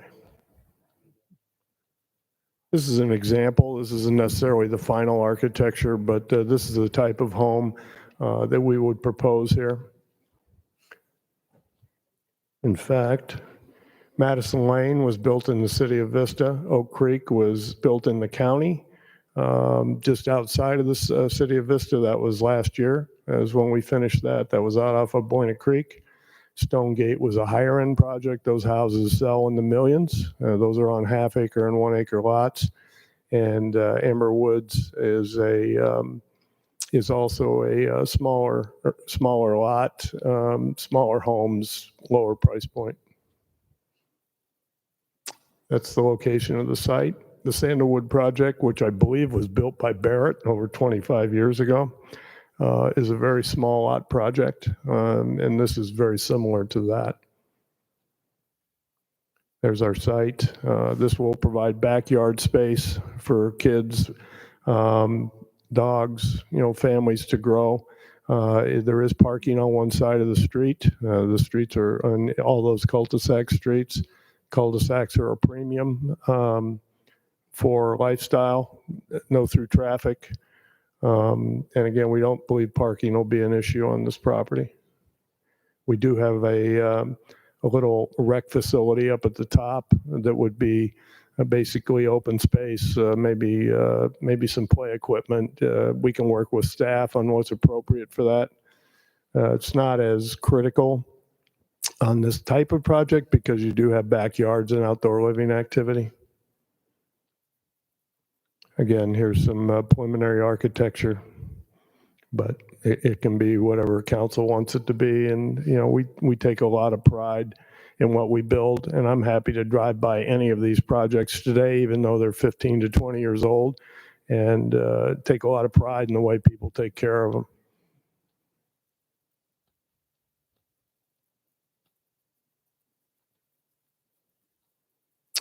One of the other things that we'd like to propose is that if we're able to get this kind of density, is we would like to propose a program that has a down payment assistance program for a certain percentage of the homes. We proposed 10%, which would be 5 homes. If it went to 15%, 7 homes, 8 homes, that's fine with us too. We don't have the outlines of the program yet, but we are working with a consultant that we would work with staff and any of the council people that want to get involved and lay out a program that would allow people to get into these homes with very little down, still manage a market rate, and they wouldn't necessarily fulfill any governmental requirement as it relates to affordable housing, but they would be attainably priced and allow people to get in with very low down. If there are programs out there, obviously VA and FHA, but FHA has PMI attached to it, which is private mortgage insurance, which runs the payment up. And our goal is to try and get a program that doesn't have that. We'll work with city. We'll contribute the money for the down payment. And it may have to go through the city, but it'll come from us. But we're talking to a consultant right now that will help us lay out the plan, and we'd be in a position to bring that back to you. But again, one of the goals is to allow attainable housing for people that are unable to get it right now. That concludes my presentation, and I'm available for any questions you might have. Okay, thank you. Do you want to do speakers first and then questions? Okay, so we might have some in a little bit. Thanks, Robbie. Okay, so we'll start with the speakers. Mary Gilman, followed by Mary Issacato. Yeah, so first Mary Gilman.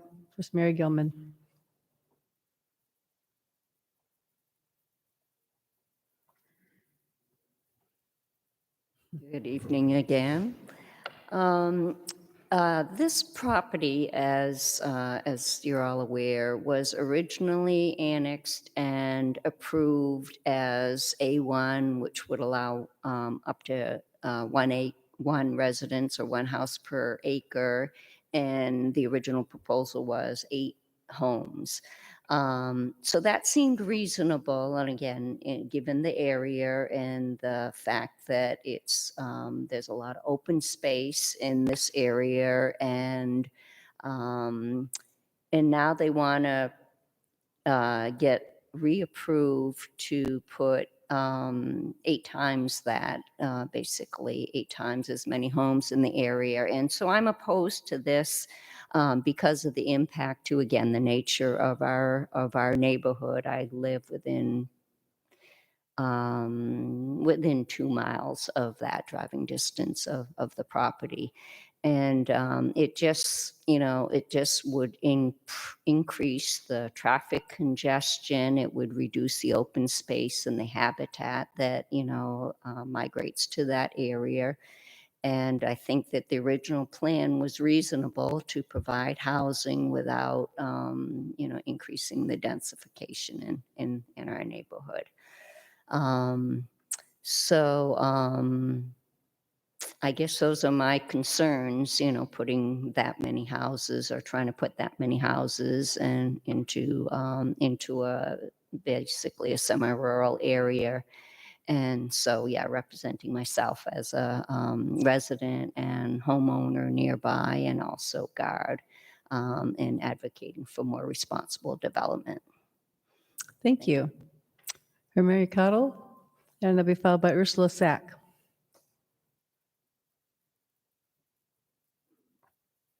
Thank you for having me. Speak, yes, be ready. I've learned a lot today. I feel that's too dense of too many homes and too rural of an area for him to be proposing such a large project. I'm adjacent to the property, and everything out there is rural. There's horses, there's livestock, there's chickens, and he's wanting to put in basically apartments right next door. And as you guys were entertaining earlier with your Buena Vista and Mar Vista annexation, this is a problem. You guys annex the properties and then you rezone them for mass densive, and that's why people are having a very hard time trusting you. That's all I want to say. Thank you. Ursula Sack, please.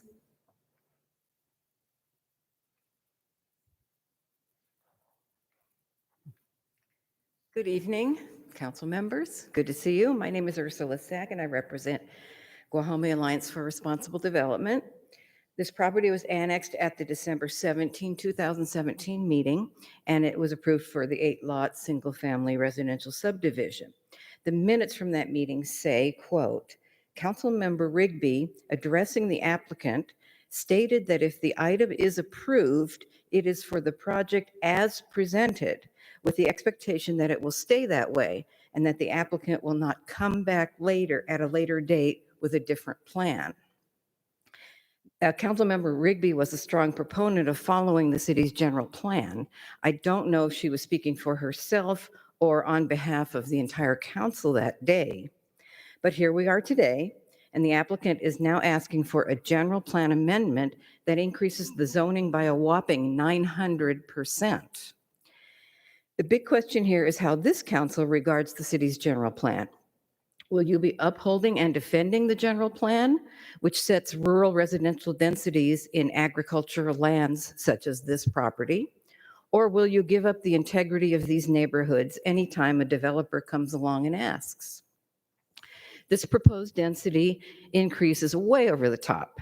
It's kind of like telling your teenage kids they can have a few friends over, and the next thing you know, the entire senior class has taken over your entire house. I wish that you could just be honest with us and tell us whether you do support the general plan or whether it was just something that the state of California made you do and it has no meaning for you. But I don't suppose that will happen. Still, your decision about this will tell us a great deal. I encourage you to do the right thing for your constituents in that neighborhood and uphold your general plan. Thank you. Thank you. And that is our last speaker, so I will now go back to the council. Start with Councilmember Contreras. I have a question for you, Mr. Connolly. This project has changed a lot since I did a site visit not so long ago. And at that time, was it 12 homes that were being proposed? What was the amount of homes? It was 10,000 square foot lots, and I believe it was around 21 maybe, if I'm not mistaken, when we walked the site. There we go. Flipped it around. So 21, not 12. I just really think that this has spiraled out of control. Specifically on that site visit, they were discussing the community right across, and I said that definitely would not work here. But yet here we are looking at medium density residential. I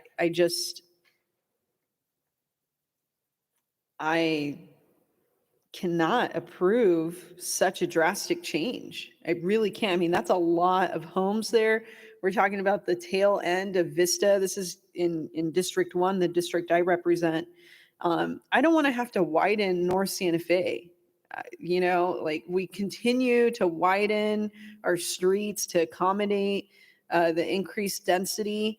If we want to do more density, we definitely have to look more at infill. There's no way. I mean, we have Guajome Park Academy right there. We have a lot of kids walking. Any proposed improvement of the sidewalk is not substantial enough of a public benefit to allow such a project to move forward. I really do think that this has spiraled out of control. $700,000, if we can get there, it's just not affordable. So I don't want to pretend that it is.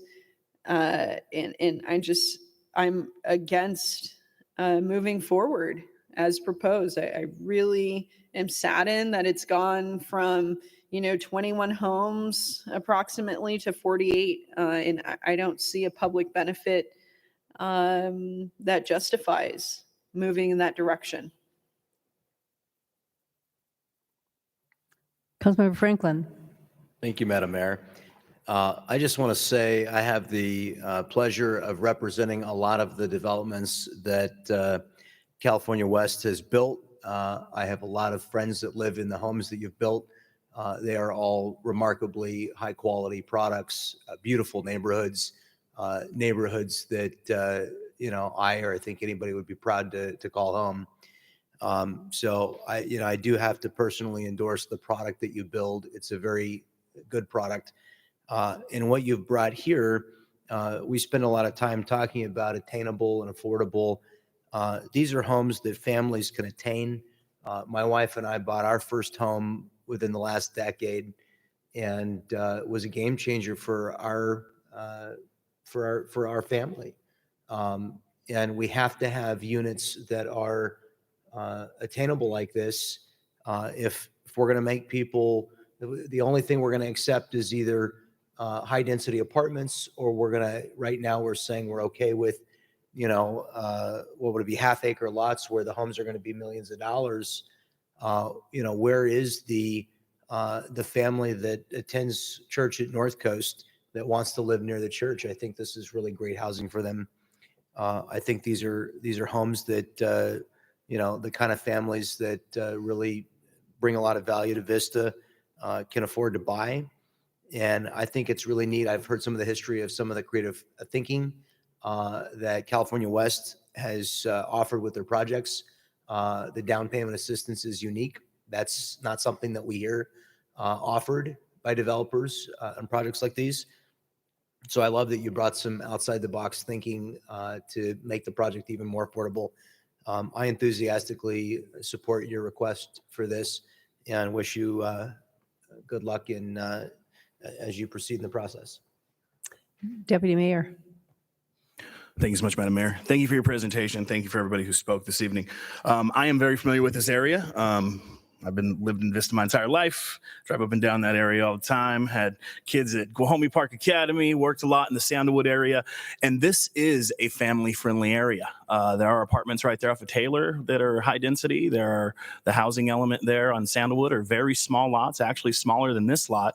The average market time in that area right now is about 5 days. And those homes are $650,000 to $720,000 now in that gated community. So they are attainable homes. And unfortunately, there's 15, 20 offers going in on these houses.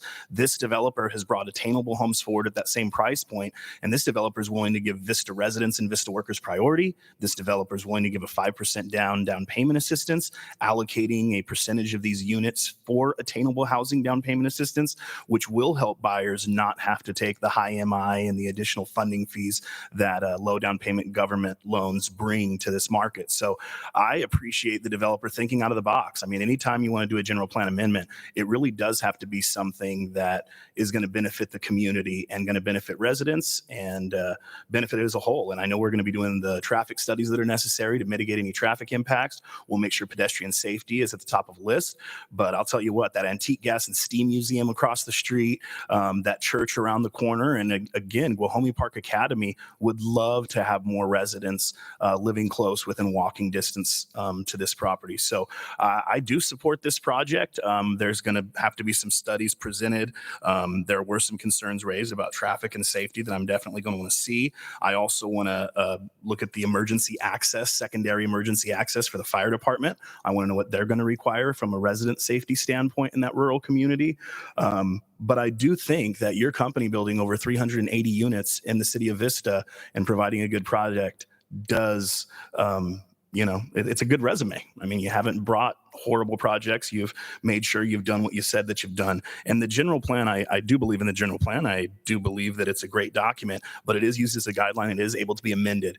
In the instance like the one in Mar Vista, we are going to create a specific plan and, overlay. This particular area doesn't have that. And I think it's because the vision of the council is that area, to the county area out there is all city of Vista. And we are going to provide, attainable housing for our residents. So this is by no means affordable housing. Somebody who makes $50,000 per year cannot afford to purchase this home. But like you say, the firefighters, the teachers, the, sheriff's deputies who actually, work in Vista, those incomes can afford this. And for the developer to offer a down payment assistance program out of his pocket, not asking us to go to the county consortium and ask for money or anything, that's huge. And it's a testament to how you feel about Vista. So I definitely approve you moving forward and spending more money on this and getting a lot more questions answered.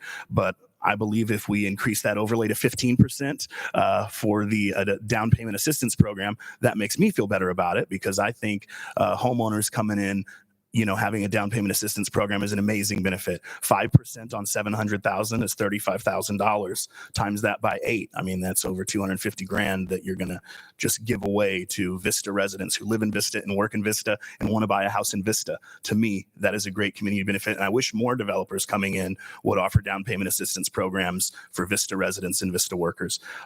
So with that, I, support you moving forward on it. And I think that we'll mitigate the impacts that we're concerned about. Thank you very much. Councilmember Melendez.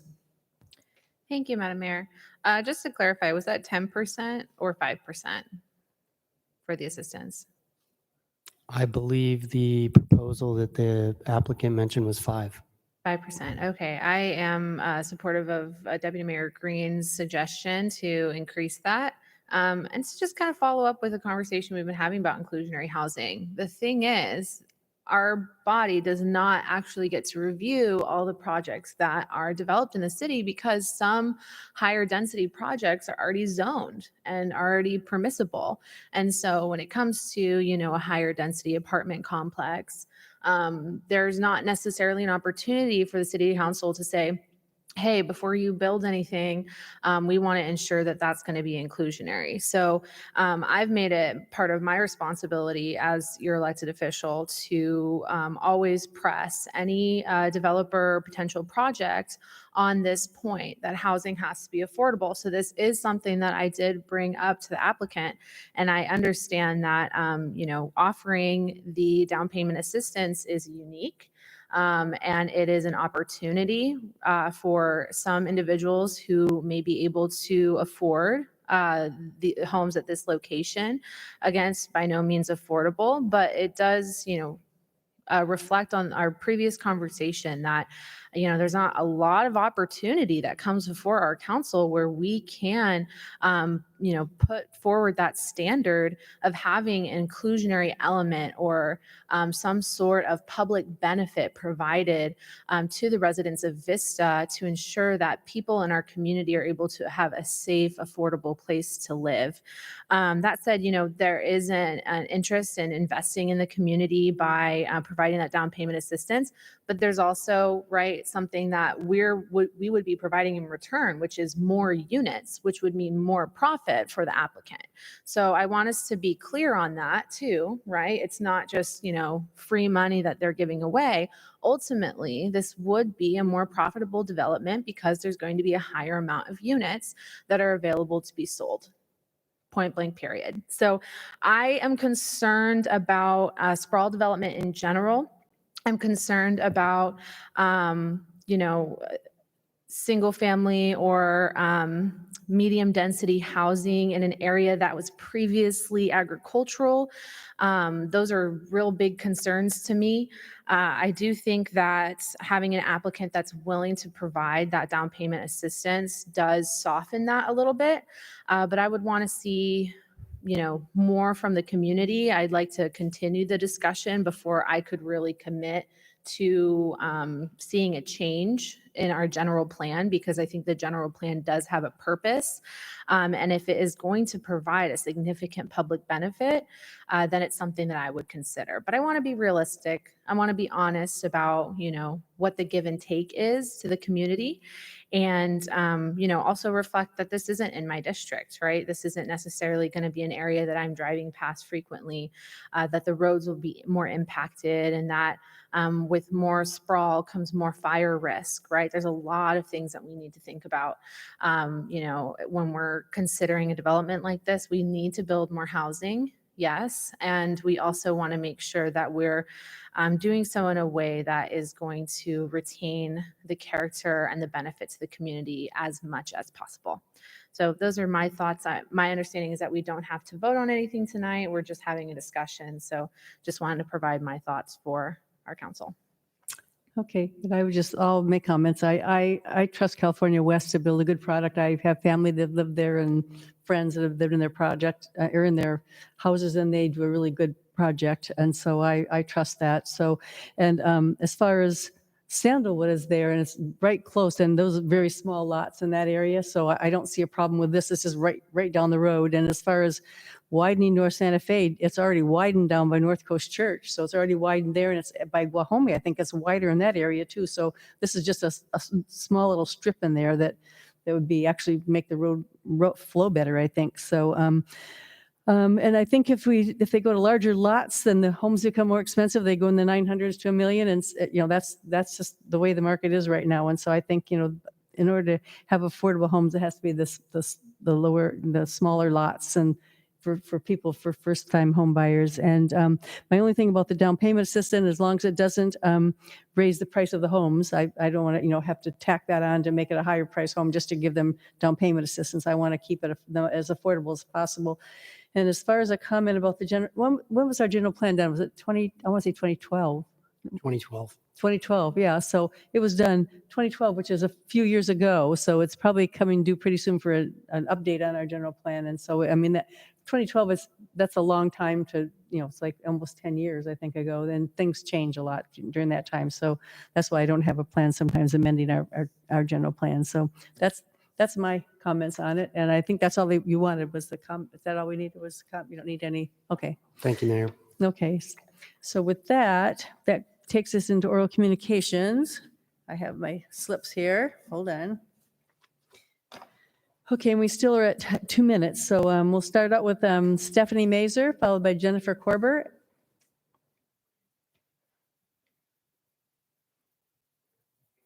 Hello, everyone. Thanks for listening to us tonight. I love that we've talked about straws and $700,000 affordable housing, but I think we have a big elephant in our city, which is the intersection of Emerald and Vista Way. We have a major homeless, mental health, drug, alcohol issue on that street, and it's embarrassing. It's embarrassing to live in Vista, and we can't take care of this. I haven't heard from anybody in the city. It's been months now, and everyone in my neighborhood and all my friends that see it and drive by it every day, we haven't heard from anybody on city council that it's even known or being addressed, or we're going to have any kind of plan to do anything about it. So some friends of mine and neighbors of mine came, and we met with Corinna, and we're aware that we have a surplus of cannabis sales tax that we have coming in, and we know there's no homeless shelter in the city of Vista. We also know that there's overlays that we can do in Vista to help stop this kind of issue. There's known drug use. We've all witnessed drug use in this area. It's right next to a park and ride, which nobody utilizes. We want to be a green city, and I don't ever see a car parked there because there's tents and lazy boy chairs and drug use and alcohol use and defecation. It's right near a school. It's right near Belamonte Montessori School, and it's right near a bus stop. So I feel sorry. I see single mothers trying to take their kids to a bus stop and sitting next to active drug use going on. And beyond that, it's not safe for the people living there. There's a reason that area is not zoned to build a house, because of the fumes from the freeway. The only thing I've ever seen from the city was an article in Vista Magazine that, kind of blamed Caltrans, kind of blame the CDC because we can't kick them out. So I'd love to start working on either getting an overlay or what we can do to build a homeless shelter in Vista. Thank you. Thank you. We usually don't address things like that, but can our city manager, could you address that? Because I've written, I can't tell how many letters I've written to people, emails that I've gotten, and maybe you could address that a little bit. Sure. We are very aware of the homeless issue in and around Emerald. In fact, we post the park and ride area, which the city does own. We post that at least once a week, if not twice a week.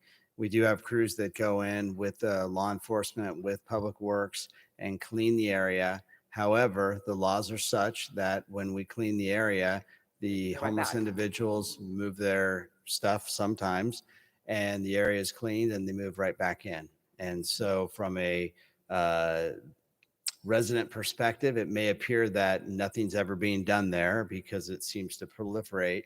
But in fact, it is a very active environment for code and for the sheriff's department.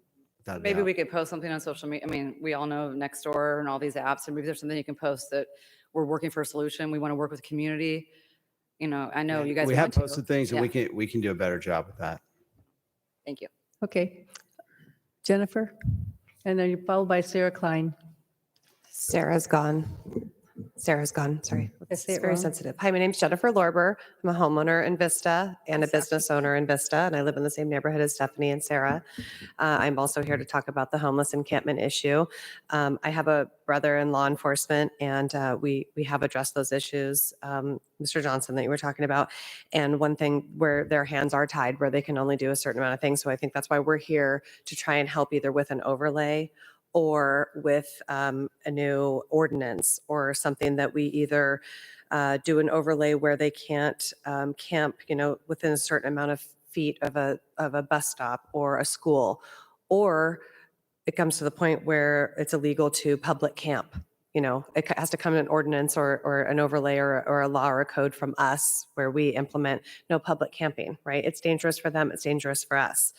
And then also, again, with the cannabis, $5 million of tax that's coming in, that would be great if we could start building a shelter. There's so many vacant commercial buildings now because of COVID, where the structure's already there. We just need to come in and house beds and build that instead of borrowing from Oceanside or from Escondido. And, so when we were talking about the plastic silverware, I love that we're trying to go green. I love that we're trying to implement that. But also when we're trying to make a safer Vista, we're trying to make a safer city, we also need to address that with the homeless encampment, that they're public urinating and public defecating. There's literally drug paraphernalia all over the place. There was a man with his pants down the other day as we're taking our children to school. There's a pregnant woman who's doing drugs and passing out. And so we call the sheriff on a daily basis, but their hands are tied until we enforce a new code or an overlay. So that's why we're here to ask that. Thank you.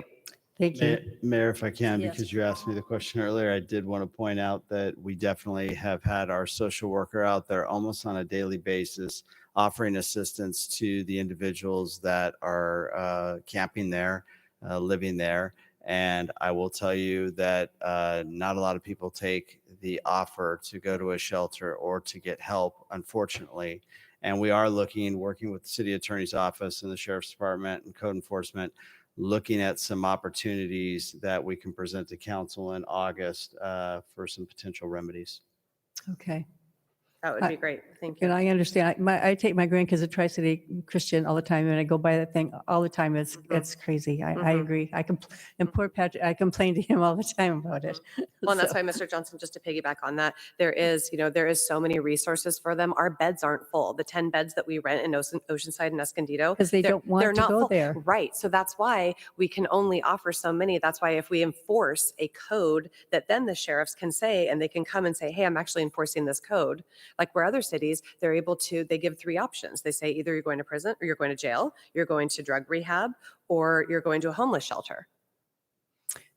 Can I ask you, our city manager, another question? In Baltimore. Well, we can't have a conversation Sorry. like you guys Okay. like Yeah. that. But so anyway, just. But I was going to just ask him about, I guess we probably shouldn't have this discussion, shall we? Because it's not agendized. Okay. I don't. Just if we have that code then to fall back on is what, instead of just Okay. offering that where they don't want to take those resources. Okay. So Thank you very Sarah much for your time. Klein. Thank you. Sarah Klein. Is Sarah here still? Sarah left. Well, Sarah left. Okay. How about Richard Bang?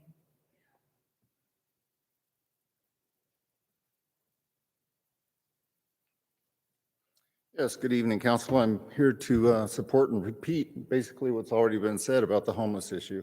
I'm glad to hear that you guys are aware of it and you're working on it, but please give the sheriff something to enforce because right now their hands are tied. We watch in frustration, just like you said. City comes in, cleans it up, makes it nice, and they move all their stuff right back.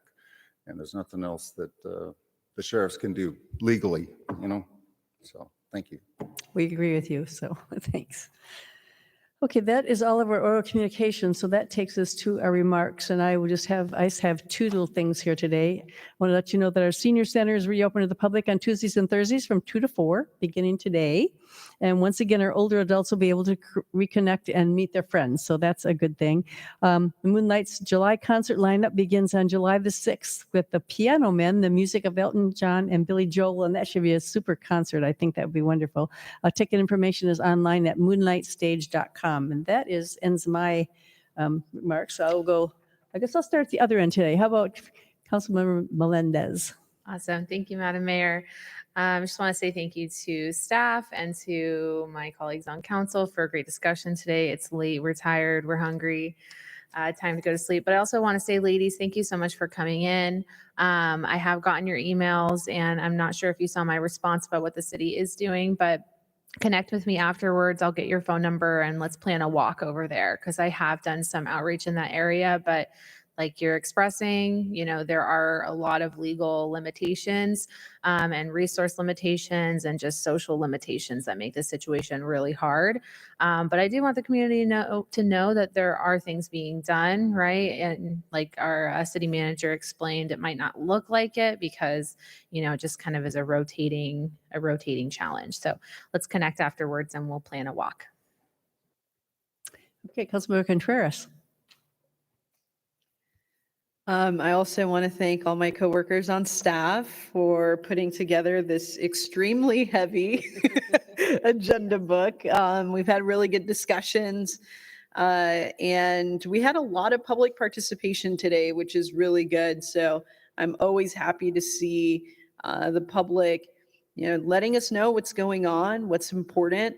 That's what we're here for, to discuss what we can do about certain issues in our community. Tomorrow, as usual, it's Wednesday and I have my trash pickup. We meet up between 9 and 9:15 at Luz Duran Park every Wednesday. If you're interested, I'll be there tomorrow. We have all the supplies that you need, but if you want to bring some sunblock, then I would say bring that, and maybe some water. But we have pickers, we have gloves, buckets, face masks, pretty much anything that you need to pick up trash. And